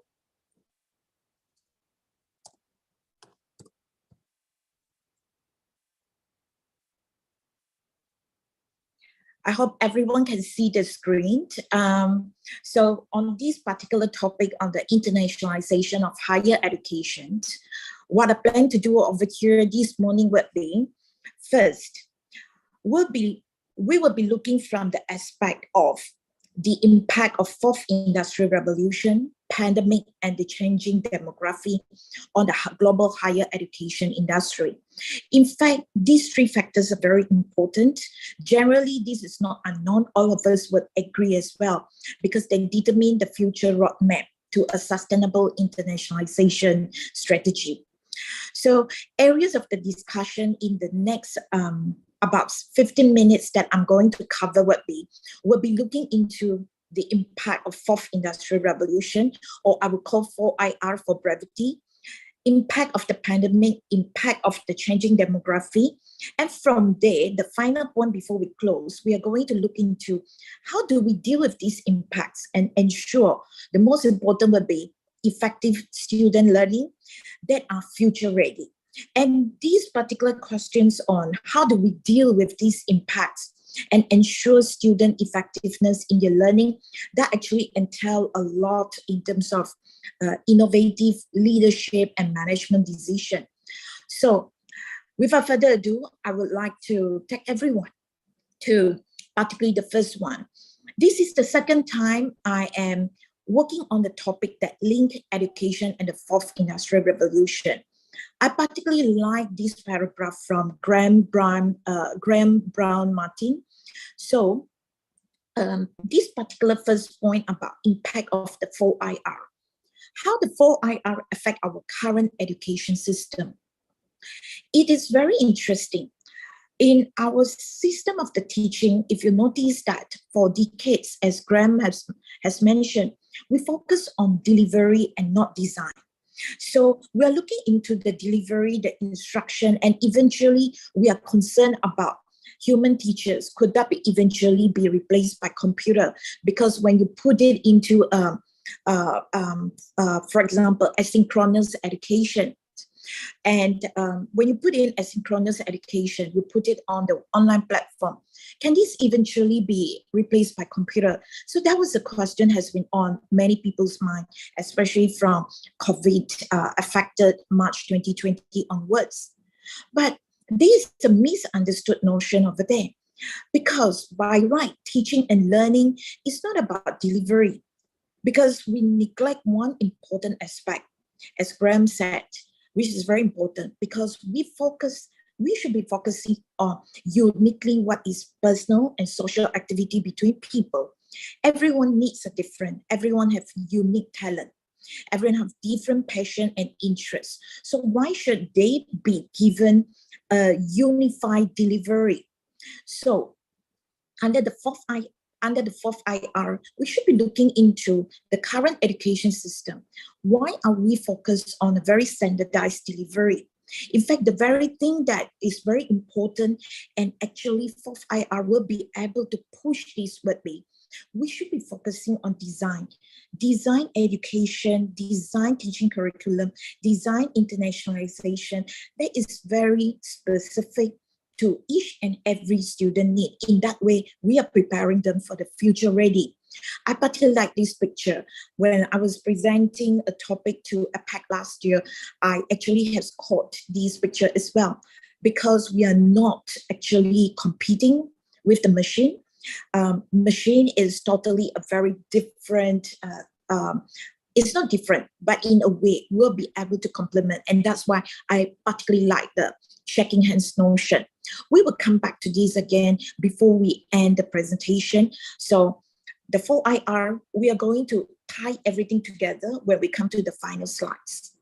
And what is important here, if you notice, I put a little circle on this slide, is we learn from each other. We are learning together. So it is very important is to design for specific unique needs. And I remember that during one of the World Economic Forum, Mr. Jack Ma says that we cannot teach our kids to compete with machine. That is exactly the point that we want to focus on. 4IR, even though it's really looking into the artificial intelligence, the cloud computing, the big data, but we are not teaching the kids to compete with the machines. They have the unique needs, and combined with the changing demography and combined with the pandemic that pushes into digital transformation, what kind of the design in the teaching curriculum and internationalization are we looking at? So that will be a question we'll be asking ourselves. And I may come up with 3 proposals before the end of this presentation. And one particular picture, which I'm sure many colleagues and friends here have seen before, which I like it very much, where an instructor are telling the different category of pets and saying that, hey, look, everyone have to take the same exam. Please climb the tree. Needless to say, we know who will climb it much better. But then the thing is, it will be unfair for a fish and the elephant, right? Everyone will agree. So why should we subsume to the same kind of the delivery when we have probably other choices to be effectively teaching our students? So that's the first point. Second point here is what the pandemic has taught us about internationalization in higher education. First, the pandemic has disrupted education, especially on student mobility, especially on the lab work, medical students' lab work, for example, and the team sports. So as a result, they couldn't carry out this during the pandemic time. It pushed us to explore new pedagogies of that we can actually explore to effectively help in teaching and learning. And of course, during that time of the pandemic, we thought about virtual exchanges. Second, under this topic, students learn best at their own pace and gain more knowledge, which we couldn't and we shouldn't be forgotten the fact that it is important for the students not to learn just a surface learning, but also the deep learning. But then they need to translate the surface learning into the deep learning. They need the time. Every student, the pace is different. So it is very, very important that at this point, we would like to have the time for them to learn via the reflective learning. Students benefit more from a system where they can apply knowledge to collaborative problem solving and compared to the facts and procedures. And not forgetting that actually in our workplace now, I would say that 60% of our daily time, we're dealing with problem solving skills. So it is very important to teach them right at the education, at the university. Because at the end of the day, even in a recruitment interview, we are always looking for problem-solving skills that allow us to look into which particular one among them that are more cognitively equipped to handle the jobs, so that they will be able to act quickly when difficulties arise or challenges arise. We are looking into this kind of the candidates during our recruitment interview. So why don't we teach these skills right when they are in the university and really, really combine with the new pedagogies and reflective learning. And of course, pandemic also taught us a lot about the internationalization, particularly to work with the other partner universities. This is a good time that we are actually collaborating with our partner university in terms of particularly collaborative online international learning coil, and even with University Brunei Darussalam, which is my university, we are actually engaging many partner universities, and we found that there's so many opportunities that we can tap into and leverage on the coil. And in UBD, we call these the global coil. How the changing demography is affecting the enrollment cliff. This is very interesting. In fact, the changing demography, and as well as people say, there are many different reasons. And currently, this year and last year, we were facing with issues of the enrollment cliff. I've read a lot in the last 2 months, and I noticed that there are two schools of thought when it comes to the enrollment cliff. Why is the enrollment cliff? The enrollment cliff will be basically the enrollment reached a plateau and then they just fell. So are these really happening? There are two schools of thought that says the enrollment cliff due to changing demographic and it lead to changes in the higher education these days. One school of thought believes that enrollment cliff is happening due to the rising cost of education, delay in entry to university due to the pandemic, economic uncertainty, and the staggering decline in birth rate is not just happened now, it's like happening from 20 years ago, because students in university now, they should be about 19, 20 years old. So the staggering decline in birth rate. There's one school of thought on that. Another school of thought feel that it is too early to tell how the changing demographic might affect the enrollment and the international mobility. But one thing for sure, students these days are looking for opportunities that offer them better rate of return to education. And not forgetting that when they look into better rate of return to education, they may be looking into flexible curriculum, flexible program that may be shorter in duration as well, because that's also entail they don't have to spend that much on the cost of education. So in terms of the areas of discussions, we have covered in terms of the impact of fourth industrial revolution. We have covered in terms of the impact of the pandemic and the impact of the changing demography. Now, dealing with the last one is important would be, how do we deal with these impacts and ensure effective student learning that are future ready? So I put in actually an exclamation mark there, because these has been questions for many universities leader and university management, I'm very, very sure. So the trend now, the mega trend has prompted university to rethink about what higher education can offer. What we can now be very certain of is the direction of this trend, the direction of the changing demography, the direction of the pandemic, direction of the first factor just now, which is actually we talk about the changing demography and the fourth industrial revolution. We are certain of this direction. We need to develop strategies to address the necessary changes. So demand for the higher education can remain very robust. We still want university, we still want students in the university. However, we cannot deny that the trend that we need to prompt higher education to innovate and to internationalize. So before we come to the last few slides of my presentation this morning, because I would like to hear more questions and also to have it like a more conversational question and answer session. What I thought of after reading quite a bit in the last 2 months is we really are looking into effective teaching learning that can offer flexibility, relevance, and affordable education. The emphasis will be on how universities can be proactive and innovative in terms of offering more relevant, more affordable, and more flexible programs to tap into the growing global demand. And the emphasis will be on innovation in the program offerings and delivery methods as well. We talked about just now about we emphasize a lot on the delivery before rather than the design. So the delivery methods here is basically how can we deliver according to specific needs of the different category and different kind of the students' personality and characteristics. So 3 proposals here. Proposal 1, university must innovate to maximize global university opportunities, and these include blended learning. So we will be offering platform which many universities are using now, which 2 years ago we were using a lot of the online, and now we are putting in also in person. So it's a blended learning.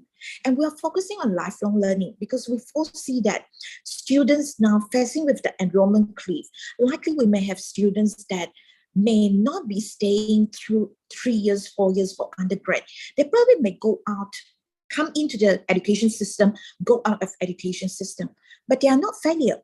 It's just that they want to go out to the job market and try out for really experiential learning and come back again. So our education should be a lifelong learning that allow the group of the student who actually would like to come in and out of the education system, but they are not failure because of this is uniqueness to the nature. They want a different kind of the education system and transnational education. For those of us that work on internationalization, we see pandemic as a time that we really can leverage a lot through collaboration.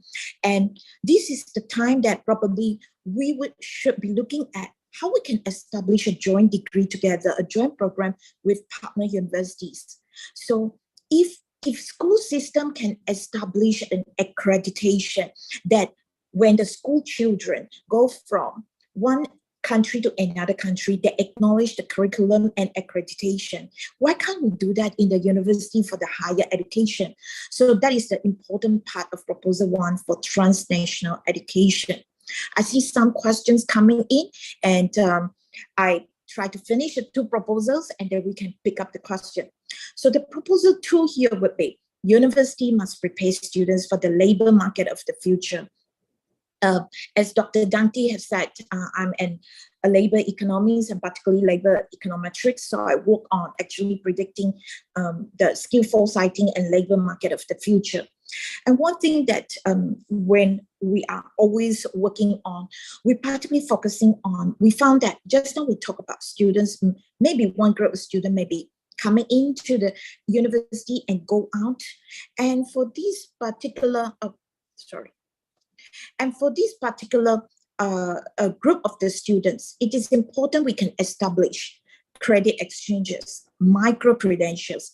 They are accumulating just like how we are doing the Lego. And education system will be helping them to make sure when they build the Lego, they don't topple. We are here to support them so that's the beauty about education system. An important word is to train the positive mindsets. Students should be equipped with the ability to learn and reinvent themselves and their career multiple times in their lifetime, because we foresee the labor market of the future. It's not one person stay out entire lifetime for one career. A person may change career 3 times. Again, that is not a failure. In fact, that is the world will work out to be for the labor market of the future. Proposal 3, university must constantly revise program offerings for labor mobility. So this means I can work in Brunei now and I can actually work in Vietnam, Bangkok, Europe, in Canada. The next month, the next year. So we should constantly revise program offering for labor mobility and the skills mobility as well. In order to do so, we should have the more partnership opportunity, including accessibility. COIL will come in very important, and we talk about accreditation for school. In fact, we should have increasing recognition for global learning. That's why we should have recognition just like what the international school have. We should have that for the higher education between the partner university. We should formalize industry partnership. Students are not just going to industry to gain some working experience, to gain experiential learning, but they're also getting the credit that they can bring back to the university formally. So that's part of the education as well that we cannot deny when they work in the industry. Last but not the least is quality assurance and accreditation. If every university, they recognize, they establish the quality assurance and accreditation, or QAA for short, and we'll be able to enable our students today. They are doing a 3 years undergraduate degree. Another university may accept them for a 1 year or 9 months education system, and they can graduate in partner university for a master degree. I foresee this will be the trend that students will be very, very keen to work on if we want to ensure enrollment cliff. We must ensure a better rate of education for this group of the students. Then we really design education for them for the future market. I understand that later on we will have a plenary session on the QAA. So I believe this topic will be really will be discussed in greater length as well. And I accept about 5 minutes, and I understand. In fact, this is an ongoing, because when we talk about all this internationalization, this is an ongoing discussion. So I welcome suggestions and input to my presentation. Please do not hesitate to contact me. This is my email address, and I always welcome ideas that we can improvise, and most important, to provide a good environment for our students. Thank you very much, everyone. Thank you so much. Thank you so much, Dr. Teo, for a very interesting presentation about a very important topic, internationalization in higher education, which is also a very hot topic for Vietnamese higher education, and our government is also going in this direction to prepare for the global integration. So I received, now we have about only 5 minutes left, so maybe we have time for you to take about 2 questions. I received a couple of questions from the chat box and the Q&A. So the first question is, you mentioned global demand. How local issues take a role here? Any suggestions for a balance between global and local dimensions? Yes. This is a very good question. When we talk about the global demand, global, that means you are not just looking outside. The global will be including your domestic market as well. It is very important that when we look into the global demand is how the internationally they work, but it is also very important that how the local market, the job market will be receptive as well. So that's why it is very important when we are looking into our curriculum, including even international curriculum, we always must involve the local stakeholders from the industry to get their feedback. At my university, UBD, in fact, we conduct university level at least twice a year to get the university partners to come in, and we hear their feedback, because in that way we are not stand alone working on the curriculum, because when we design the curriculum we need to hear the voice of the market, because eventually they are the employers of our students. So I hope I addressed these questions. Thank you. Back to you, Dr. Dangti. Yeah, thank you so much for your response. So another question is related to demographic change. So today we can see that students move across the borders to participate in higher education in other countries, especially advanced countries.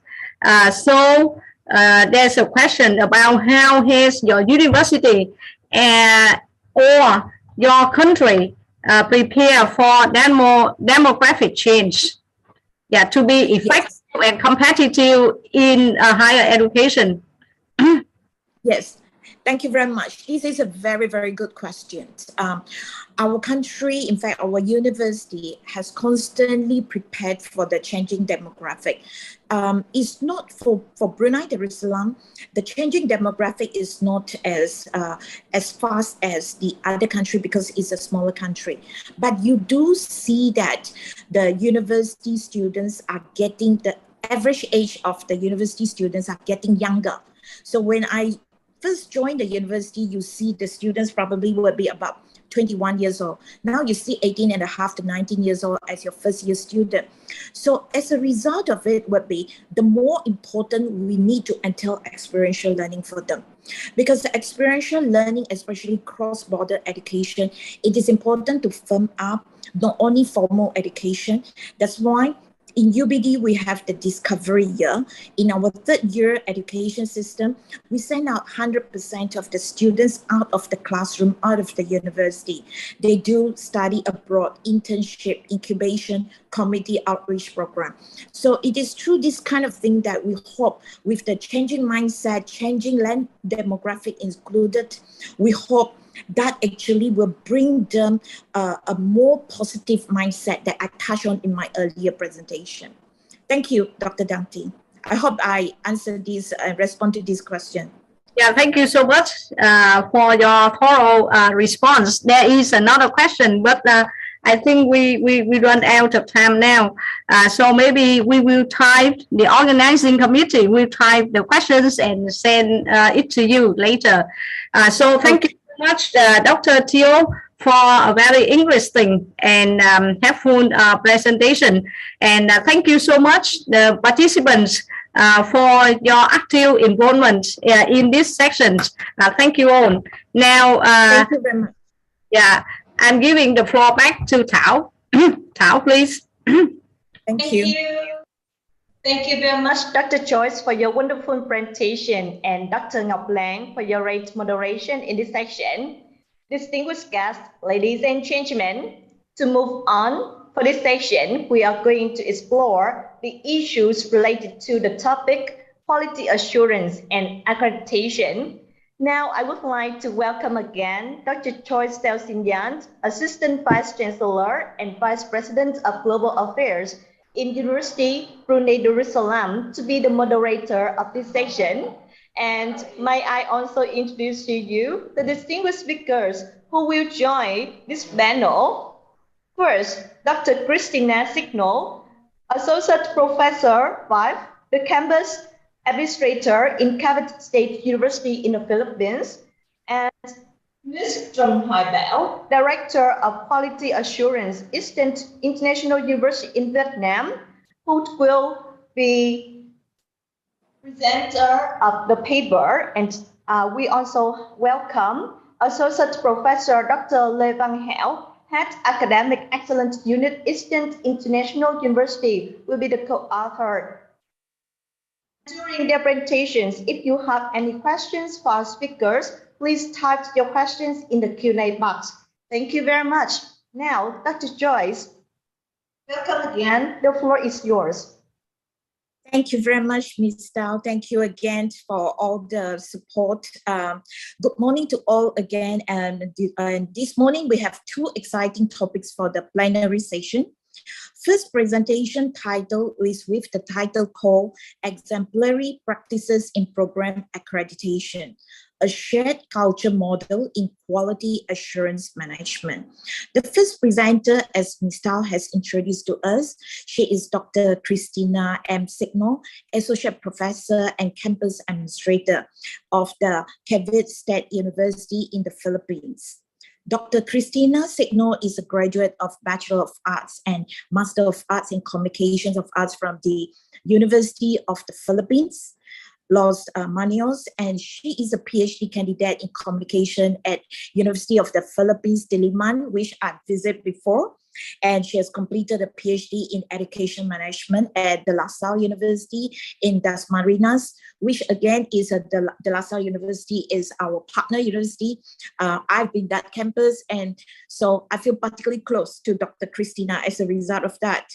To all esteemed participants, as Ms. Dao has said, you can post your questions to the presenter at the Q&A box, which my team and I will collect the questions and we will respond to them during the Q&A session after both presentation. Without further ado, let us join our hands to welcome Dr. Christina Signo. Dr. Christina, you have 10 minutes for the presentation. The floor is yours. Thank you.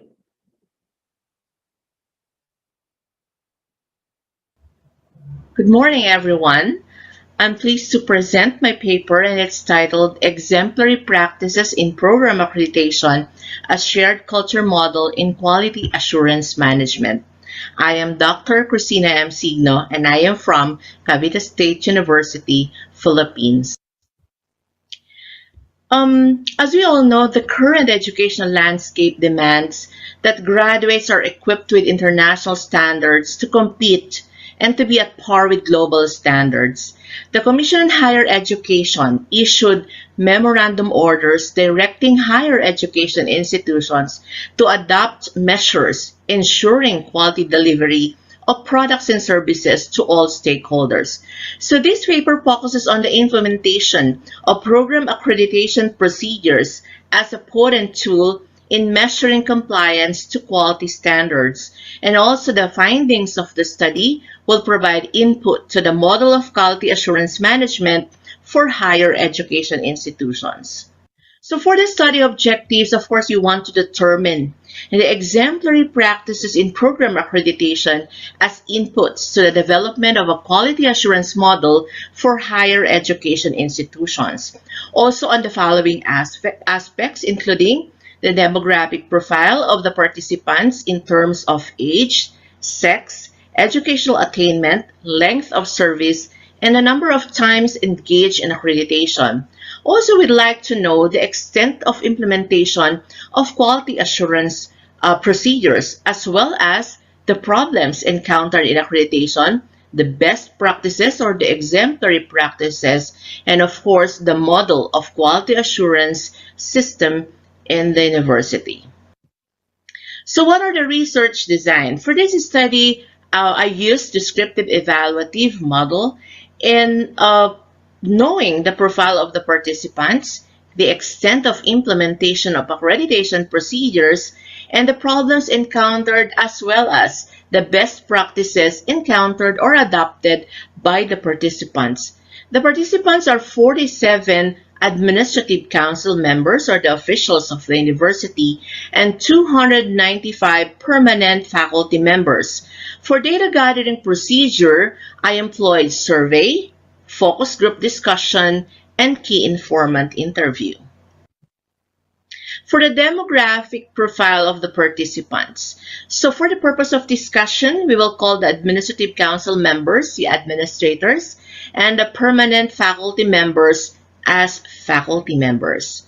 In terms of classification, there are 47, as mentioned earlier. There were 47 administrators as participants in the study and 295 permanent faculty members. In terms of age, most administrators belong to old age or 50 years old and above, while for faculty members, majority are middle-aged from 35 to 49 years old. For sex, among administrators, they are mostly female, and for faculty members, majority of them are female. For highest educational attainment, most of the administrators have obtained doctorate degree, while all faculty members have finished master's degree. In terms of length of service, majority are very much experienced with 16 years and above of length of working in the university, while for faculty members, most are more experienced with 6 to 10 years of in terms of length of service. For the number of times engaged in accreditation, most of the administrators are either from 5 and below number of engagement to more experience, which is 6 to 10 years, as compared to the majority of the faculty members who are less experienced from 5 years and below. So from here, we can say that administrators have longer experience in accreditation, ranging from 5 years to 10 years as compared to faculty members with less than 5 years engagement in accreditation. For the extent of implementation of accreditation procedures, so both administrators and faculty members rated the implementation of accreditation procedures as highly implemented. These accreditation procedures cover not only during the accreditation process, but also from the beginning, from the conceptualization, from the announcement of the accreditation schedule to the selection of the task forces, before the preparations before accreditation, the actual accreditation, and the post-evaluation of the accreditation procedure. So this has actually 25 procedures mentioned, and for both administrative council members and permanent faculty members, they all see these procedures as highly implemented, with a slight increase among administrative council members. So we can say that this difference in the mean or in the ratings of the faculty members and as well as administrators is in the fact that administrators identified the importance of the Quality Assurance Center headed by a director, and then faculty members see the value of encouragement from the administrator to subject programs to accreditation. And then also all of them believe that there should be continual training among task force members engaged in program accreditation. For the problems encountered in accreditation, it's a long journey in accreditation, and although there have been years of journeying and preparing and involving themselves to accreditations, participants were able to name some of the problems that they have encountered along the way. For administrators, they see the lack of personnel in the Quality Assurance Office, and then also the limited faculty members to handle accreditation tasks. These limited numbers of accreditation tasks are actually a product of the very aggressive accreditation procedures in the university. So most of the programs being offered in university are actually accredited. And so the number of programs will actually divide the number of faculty working in a certain program. And then also another problem identified is a limited schedule to consolidate voluminous accreditation documents, because there is really a need to look for various documents in order to comply with the indicators required in the accreditation instrument. And so they see that there is still a limited time, considering that there are also other engagement, also other activities assigned to the task force members. Among faculty members, they see the delivery of supplies needed in the accreditations as a little delay. The preparation for accreditation, according to the participants, is continual, and therefore the need for the delivery of supplies should also be continuous. But in the process, because there is really a huge requirement for supplies and equipment, so they see that in a way there is a slight delay in the delivery of this needed supplies and equipment.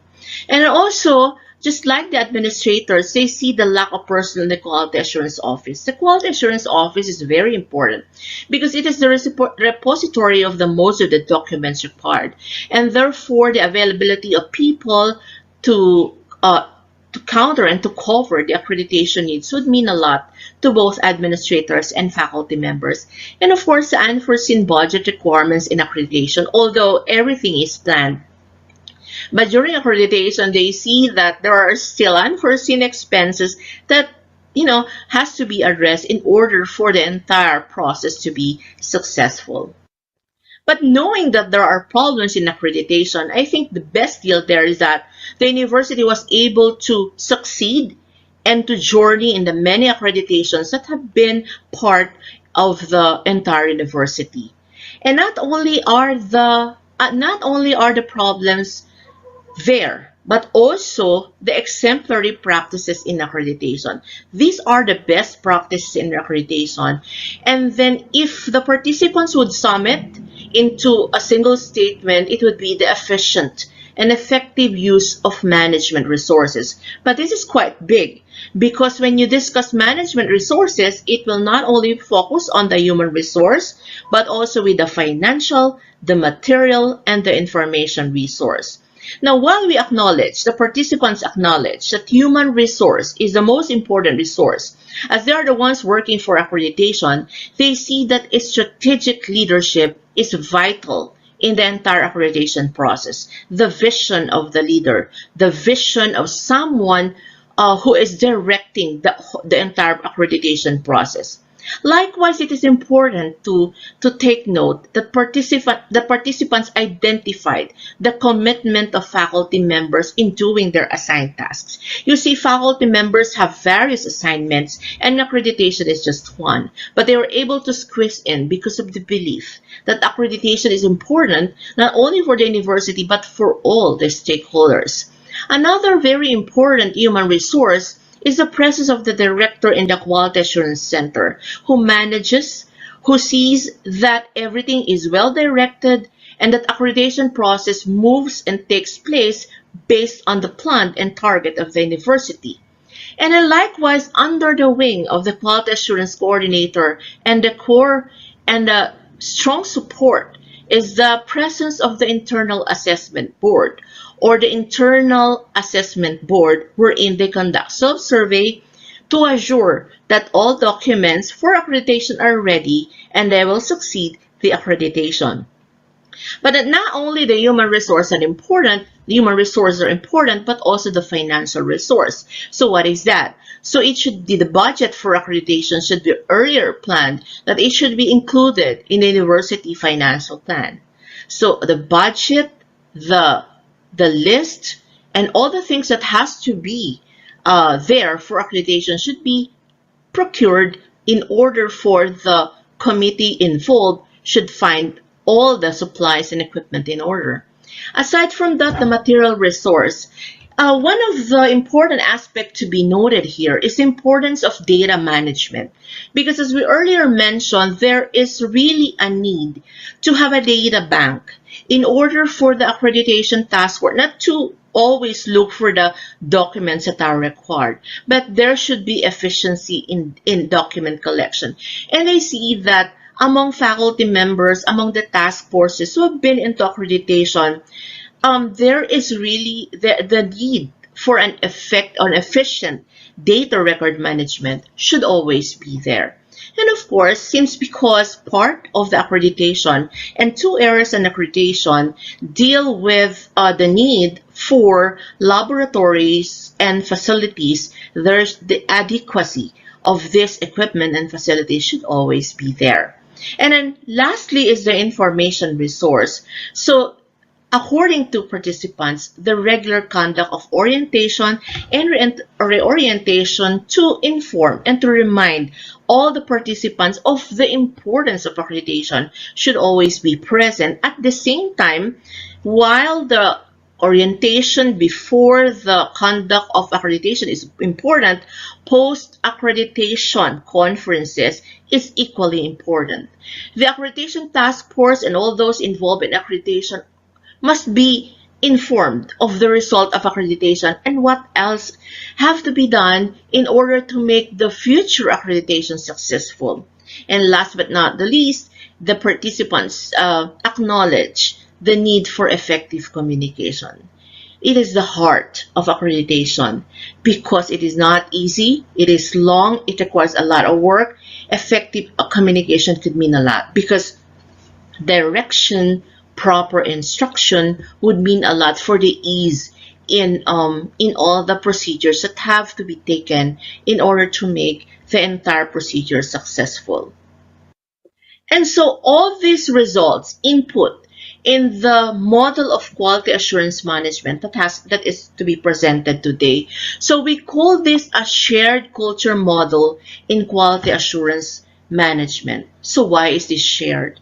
First of all these human resources in the university should acknowledge and should know and understand by heart the beauty of accreditation. And therefore, we should start with a shared mandate, and that is knowing the vision, the mission, the quality policy in the university. But it is not just knowing, because it should be done by heart. It is not only memorizing, but acting and knowing and understanding what are this vision, mission, and quality policy. So we start from the shared mandate, understanding, commonality in understanding.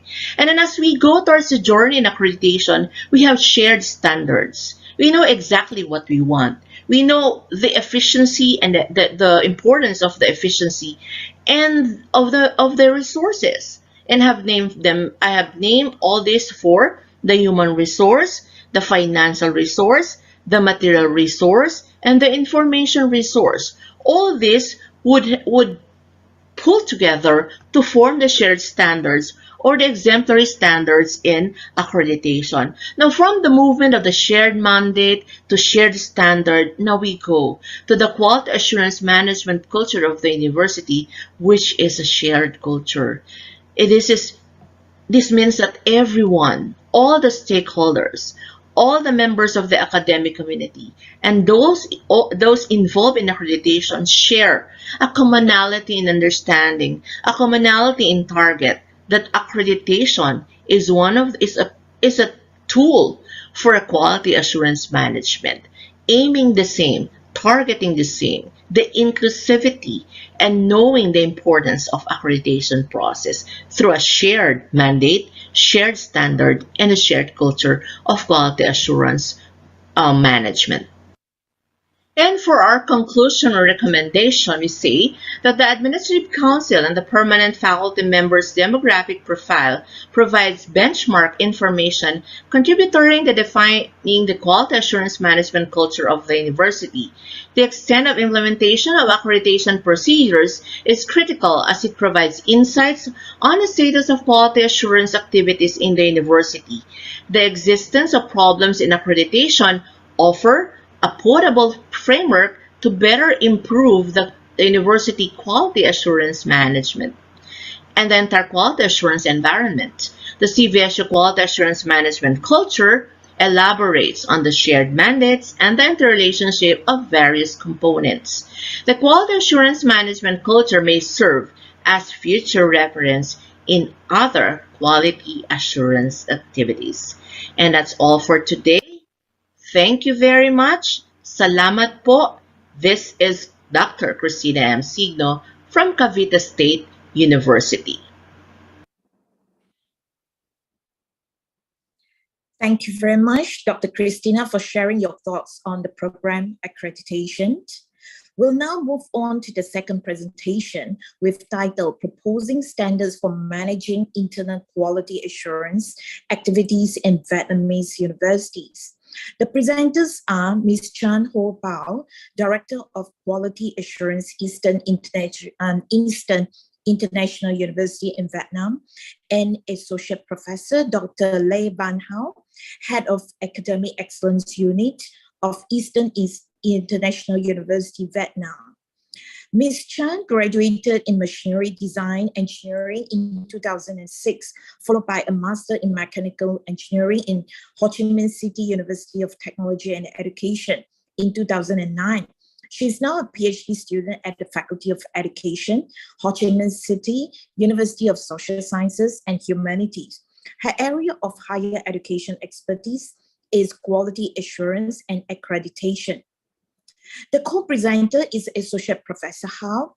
He graduated in physics in 1981, followed by a Master in Education at Simon Fraser University, British Columbia in 1996. And then he earned his PhD in Education at the University of Melbourne, Australia in 2001. His area of higher education expertise include curriculum development, teaching and assessment methodology, quality assurance, and accreditation. To all esteemed participants, you can post questions to both presenters later at the Q&A, which my team and I will collect the question and we will respond to them during the Q&A session after the presentation. Without further ado, let us join our hands again to welcome Ms. Chan and Associate Professor Hao. To the presenters, you have 10 minutes for the presentation. The floor is yours, Ms. Chan. Thank you. Good morning, ladies and gentlemen. Thank you, Dr. Joyce, Tao Se-Yun, for your kind introduction. Thank you, the organizing committee, for giving me an opportunity to present our work concerning quality assurance and accreditation. Now, I share my screen. Allow me.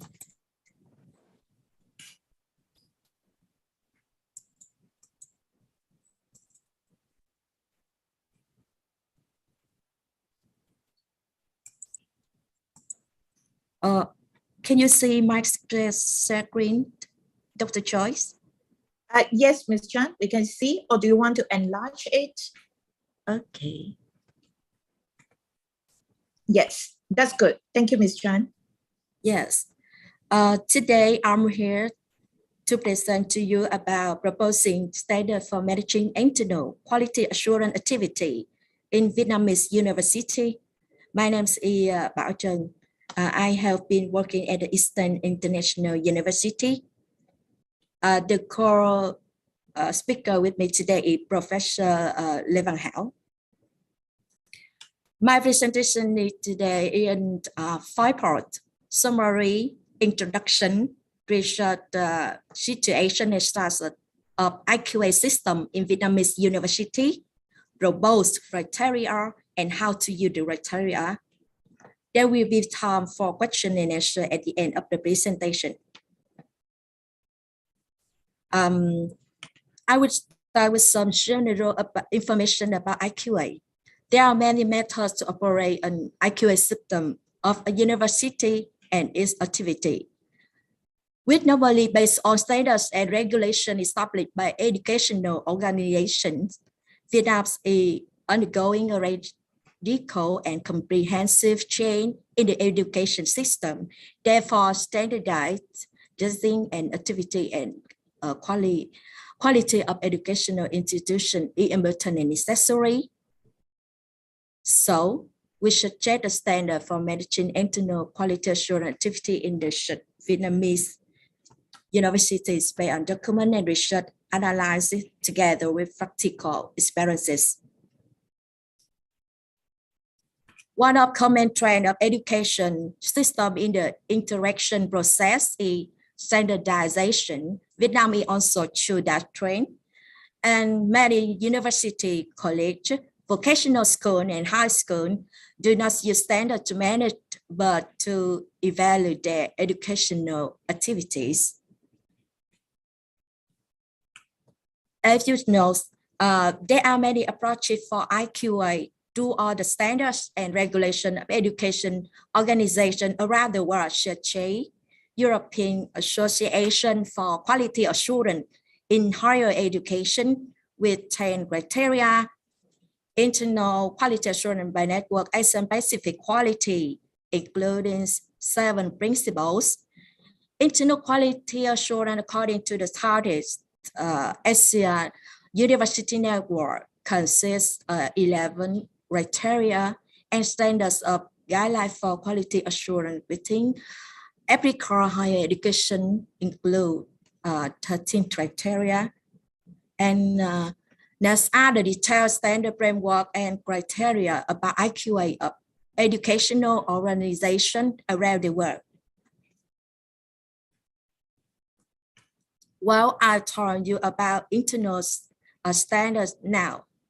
Legal document of the Vietnamese National Assembly and government require on higher education institution to build and train an IQA system effectively implement IQA activity. However, there is not a document guiding IQA for institutions.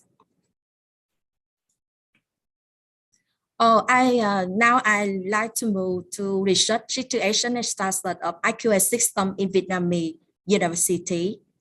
For example, you see the IQA system of University of Education, University of Da Nang, they integrate process management use the IQA and QA model and Vietnam University Quality Assurance model. Another university, Thu Nho Một University, also use IQ and QA internal quality assurance model and adhere to the university vision, mission, core value, and quality policy, ensuring PDCA principles. Next is the IQA model of the University of Information Technology. The IQA system is operated and developed to continuously improve the quality of education to meeting the mission, vision, strategic goal of the university, as well as the requirement for the related parties, the participant, and requirement of stakeholders along with national, regional, and international standards. are the guidelines for on quality assurance activity. And quality accreditation is the foundation for the development for the quality culture of the university. Next, Nguyễn Tất Thành University have graduated, build and perfect the IQA system and accrediting education quality according to the domestic, regional, and international standard from 2012. The total quality management system includes 3 levels: strategy, system, and justice to perform monitoring, evaluation, and support function for training activities, scientific research, and community service. Let's look some IQA system of the university. They often follow 1 in 3 approaches. Some universities have adopted a tailor-made quality approach rooted in university goal and culture to meet internal and external requirements. This approach is mainly driven by accreditation requirement. Therefore, the AUN system is built based on Deming BDCA cycle with 4 basic elements of university. The second approach of IQA is use the ISO model to organize and manage the document system more effectively. And the third approach is to include the standard of MOS in their quality management guidelines. Then I will mention about research methods.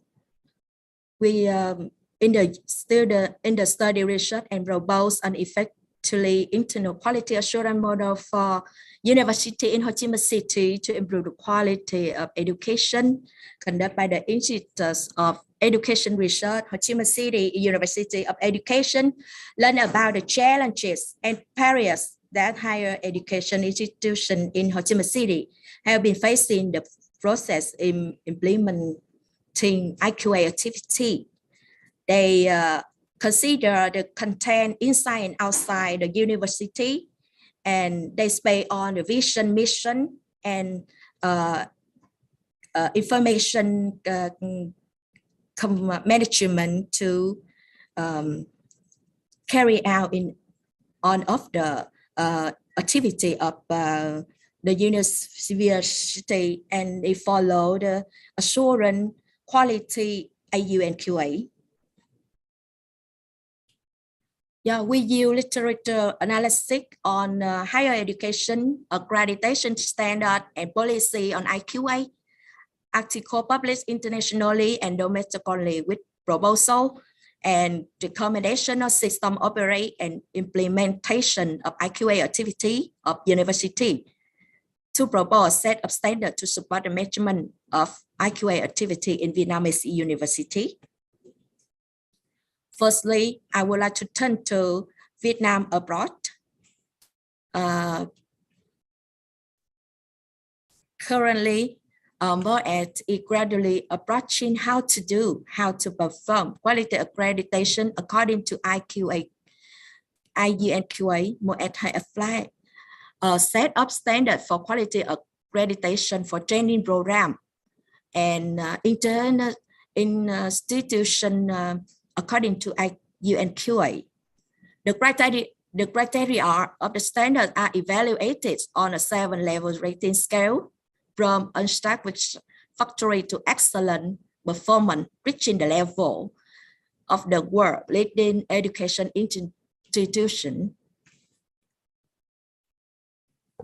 According to law on amendment then to the law on the higher education 2018, Article 49, higher education quality assurance, they emphasize higher education quality assurance is a continued and systematic process, including policies, mechanism, standard, procedure, and measures for maintaining and improving higher education quality. The higher education quality assurance system include an internal quality assurance system and external quality assurance system through higher education quality assessment. Article 50, responsibility of higher education institutions for quality assurance. They mention develop the training quality assurance system within the institution in a manner that is suitable for its objective and capacity.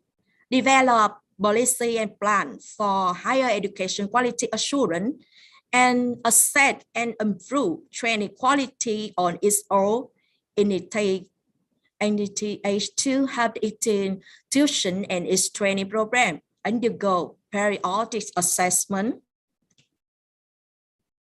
Let me turn how to AU and QA approach. They focus on improvement and emphasize principle based. Yes, we look at the picture, we see rate of quality improvement with principles based, with rules-based approaches of AU and QA. And this is the IQA system with the monitoring, adjustment, evaluation, special QA adjustment, and special QA processes. Yes, based on the initial research, we report a set of standards for support and management of IQA activity in Vietnamese university. Criteria are one, policy and procedure, with three sub-criteria. We mentioned to IQA system, policy and procedures. They are defined clearly and involved to internal and external stakeholders. Next, the criteria to involved to academic programs. These criteria emphasize the programs are designed and approval corresponding to the national qualification framework and meets goal and objective of the university. The criteria are three: students are the center of learning, teaching, and assessment. Criteria are four: learner learning process, admission, course of study, accreditation, and acquiring of degrees, RETRAC, and monitor. We focus on the regulation and system to track and monitor the learner learning process. Criteria are five: lecturers and support staff. They include three sub-criteria about capacity of teaching staff, processes of requirement and staff development, procedure involved to appointment, cleric and civil servant evaluation training. Criteria are six: facility, resources, and student support. Ensure adequate and accessible learning resources are provided. Operate the computer system libraries and laboratory, and provide adequate information, policy, and facility to learners as well as learners e-learning. Next, we move to the criteria 7, information management. Collect, analyze, and use relevant information to effectively manage the institution's curricula and activity. Information system include general teaching and learning research information system. I continue with the criteria as a public information, disclosure of information about the activity of education institution on website, brochure, etc. Criteria are 9, continuous monitoring and periodic review. Yeah, I continue with the criteria and 10, self-assessment and internal appraisal, internal quality system, teaching and learning activity, scientific research activity to contribute to society and the community. Institution self-assessment. Yes, I will talk about criteria 11, external QA cycle. Adopt external quality assurance requirement in line with selling core principle and standards. And let's move on to the final criteria, criteria 12, quality assurance handbook. Yes, that require there is a quality assurance handbook, and the QA handbook is distributed to faculty, staff, and students. To verify compliance, we make comparison for to recognize the alignment with IQA standard and Vietnamese regulation. Yeah, you can see every criteria we have benchmark with the standard with the AENQA and NCOA. After we have the proposed criteria, we suggest how to use the standards to support the management of IQA activity within Vietnamese university. There are 6 steps. Step 1, make an implementation plan. Based on the standards, institution establish implementation plan for each year. With a specific roadmap, institutions will have a space to monitor and supervise the manager of IQA activity, building a system of indicator to control time-related activity in each period. Step 2, standardize tasks, allow units and individuals to be in charge of field related to specified standard criteria and indicator so that every unit and individual have clear tasks to be completed. We move to the step 3, which develop procedure for each step job. Develop a procedure to perform each job together with instruction and form which have to react, favorite, and unifying in conditions in the process of performing tasks for all units and individuals. Yes, step 4, implement tasks.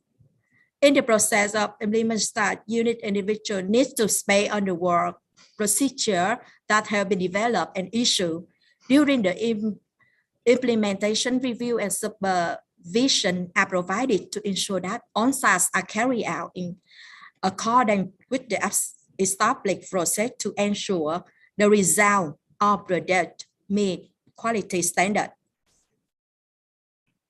And step 5, we mentioned the report on performance and suggest improvement. Annual and in each implementation period, units and individual report on the result of the measurement of IQA activity. The report should clearly state the difficulty, limitations, and shortcomings that each unit individual is facing and propose solution to overcome these shortcomings. And the final step is make improvement based on specific proposal of functional units and individual. Institution review, adjust, supplement, and complete the implementation plan in a more effective way. Okay, that's bring me to the end of my presentation. I would like to thank you for taking time out to listen my presentation. Yes, and I would be happy to discuss with you about any point that is not in my presentation. Yeah, thank you very much. Thank you, Ms. Chan.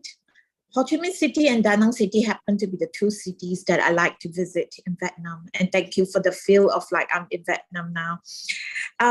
Now, when I'm observing the time, we probably will have about 5 minutes for question and answer. We can take 2 questions from the floor.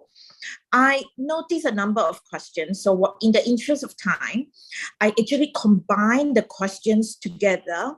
So there are 2 questions. And I will go to Dr. Christina for the first question that I combined these 2 together. Maybe a quick 1 to 2 minutes for your response, Dr. Christina. The question reads, is shared culture model developed by your university? And what accreditation body that you work with for the accreditation you have just mentioned? Dr. Christina, thank you. Thank you, Dr. Joyce. Firstly, it's nice to know that you have visited the universities in the Philippines Thank you for that.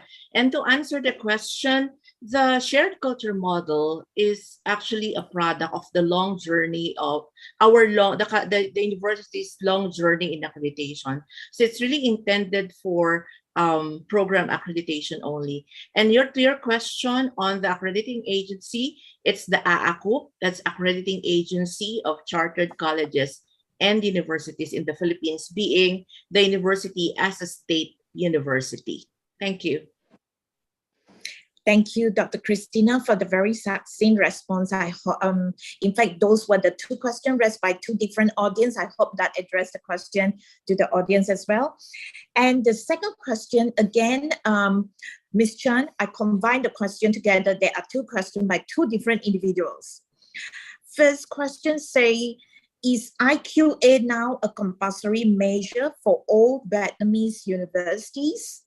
And the second question actually says, asks about what are the challenges you met while implementing the IQA in your university? Over to you, Ms. Chan. Yeah, okay. With the first question, for the some of biscuit difficulty, we have faced on making sure the quality of the program, BA, MA, PhD at our university. Yes, our university just now we are just training in bachelor, only one bachelor. Yes, we will not open the MA and PhD, so that firstly we focus on the training, and IQA we quality the program BA. We face this in every university in Vietnam. We call to measure and measure exactly the student have the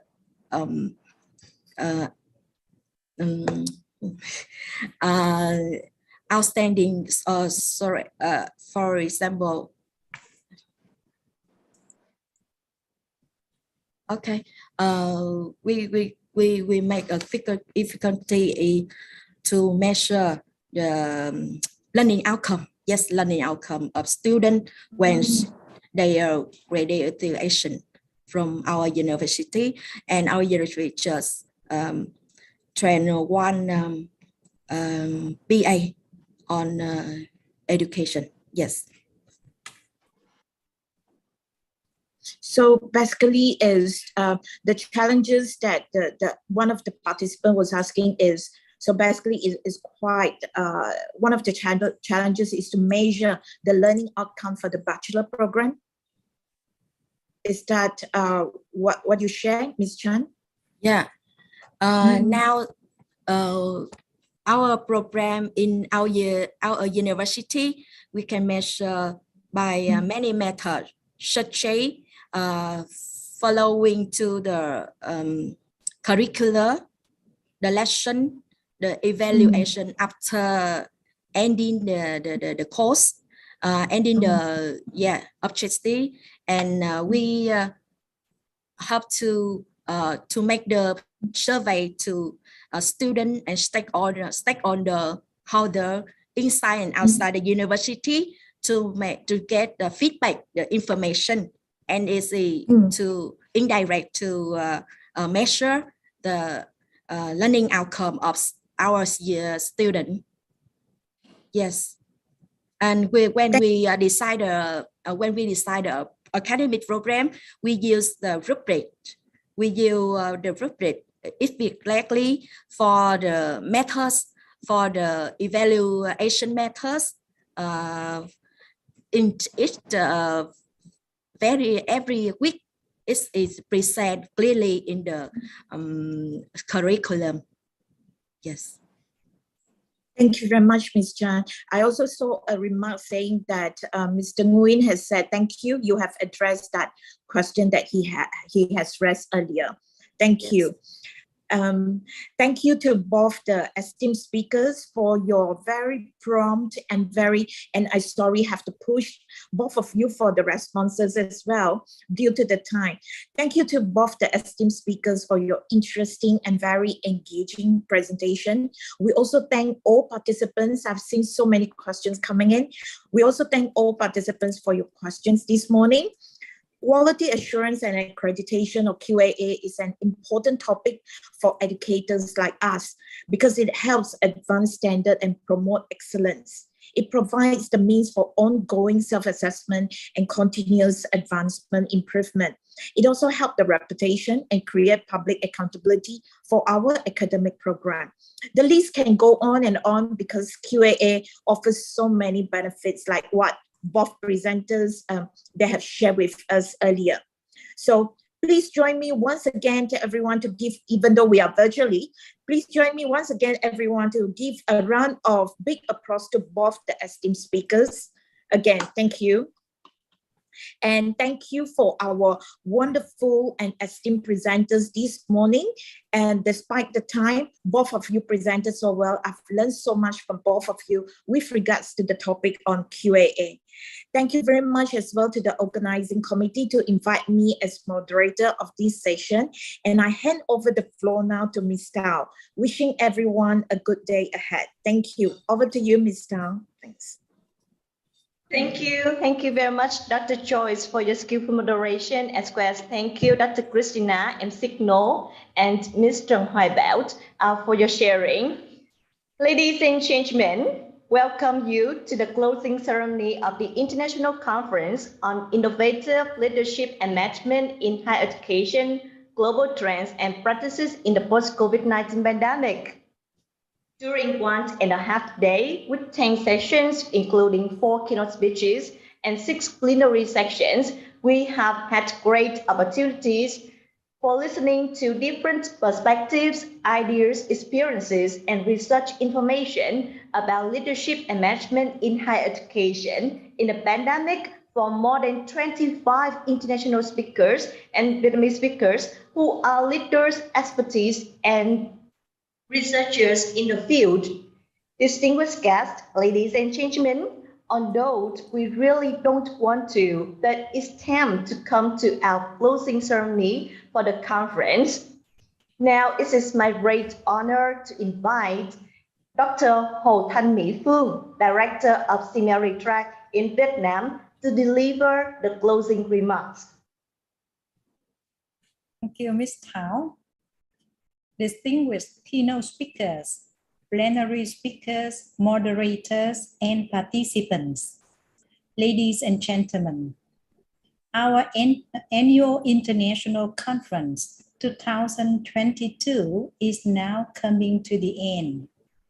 We are very privileged and fortunate to have the participation of all of you, keynote and panel speakers, moderators, and participants from many countries in the world. The keynote speeches from our 4 keynote speakers, Dr. Michael Taco from Canada, Mr. Johnson Ong Chi Bin from Singapore, Dr. Colin Dole from Canada, and Dr. Choi Teo Siu Yen from Brunei Darussalam have provided us with different perspectives, approaches, practices, proposals, and lessons learned in the effort to address the issues and challenges of higher education leadership, governance, curriculum design, innovation through global collaboration and internationalization of higher education. The 4 plenary sections with impressive and informative presentations of our speakers have explored the different areas from educational leadership and innovation, teaching and learning in the post-pandemic, curriculum and research development, to digital technology in teaching and learning, global partnership, transnational education, educational leadership and innovation, and quality assurance and accreditation. I am very impressed by the presentations and also the discussions in the Q&A section. Lessons learned, best practices, solutions in addressing the issue related to those areas were clearly shared and presented by our speakers from different contexts in different countries. I hope you find the conference informative and helpful in your effort to enhance educational leadership and management at your institutions. I hope you can learn from interesting practices, projects, and innovative solutions research shared at this conference. I even hope you will be able to make some positive changes in your work at your own institution soon. On behalf of SEAMEO RETRAC, I'd like to express my special thanks to our keynote speakers and panel speakers for your insightful, practical, and interesting sharing at this conference. Your presentations are very precious and meaningful to all of us in our effort to address the challenges facing us in the post-COVID-19 pandemic. The success of the conference has a big contribution of our moderators, and I'd like to send my special thanks to all the conference moderators. I'd like to thank all the participants from many countries in Southeast Asia and beyond for your interest and participation in this conference. Thank you also for raising a lot of interesting questions and comments. I hope that you will go back to your institutions with your new ideas which you obtained from this conference. My sincerest thanks go to Dr. Randall Martin and BCCIE for co-organizing this conference. I also like to thank Capilano University in Canada for being a gold sponsor of this conference. Finally, I'd like to thank SEAMEO RETRAC's officers and staffs for the commitment and hard work that you put to the preparation for this event. Before saying goodbye, I'd like to wish all of you good health, happiness, and success. I hope to welcome you back to our next year conference in 2023 in Ho Chi Minh City, Vietnam. Goodbye for now, everyone. Ladies and gentlemen, take care and see you again. Thank you. Thank you. Thank you very much, Dr. Ho Thanh Mỹ Phương, for your closing remarks. Ladies and gentlemen, thank you again for your active involvement. This is the end of the International Conference on Innovative Leadership Management in Higher Education, Global Trends and Practices in the Post-COVID-19 Pandemic. Before saying goodbye, please do not forget to help us complete the evaluation and certificate validation form by scanning the QR code or by clicking on the link sent by SEAMEO RETRAC staff in the chat box. The link will be only available for 1 hour after the conference ends. After that time, we are afraid that we will not accommodate any requests for the evaluation and certificate validation form or certificate of participant by email. Your feedback will help us to improve the quality of our future events. Please ensure the spelling of your full name and your email address before submitting the form to us. We use a system to generate the certificate of participation according to your provided information.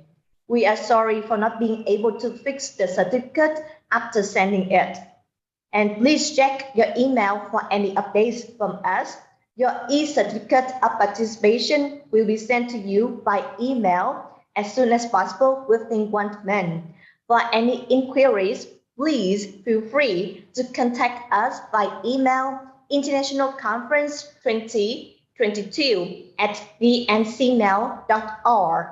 Again, thank you very much, everyone, for joining us today. Stay safe. Goodbye. I wish you on good health, success, and happiness. See you again at our next year conference. 2023. Thank you very much. Thank you.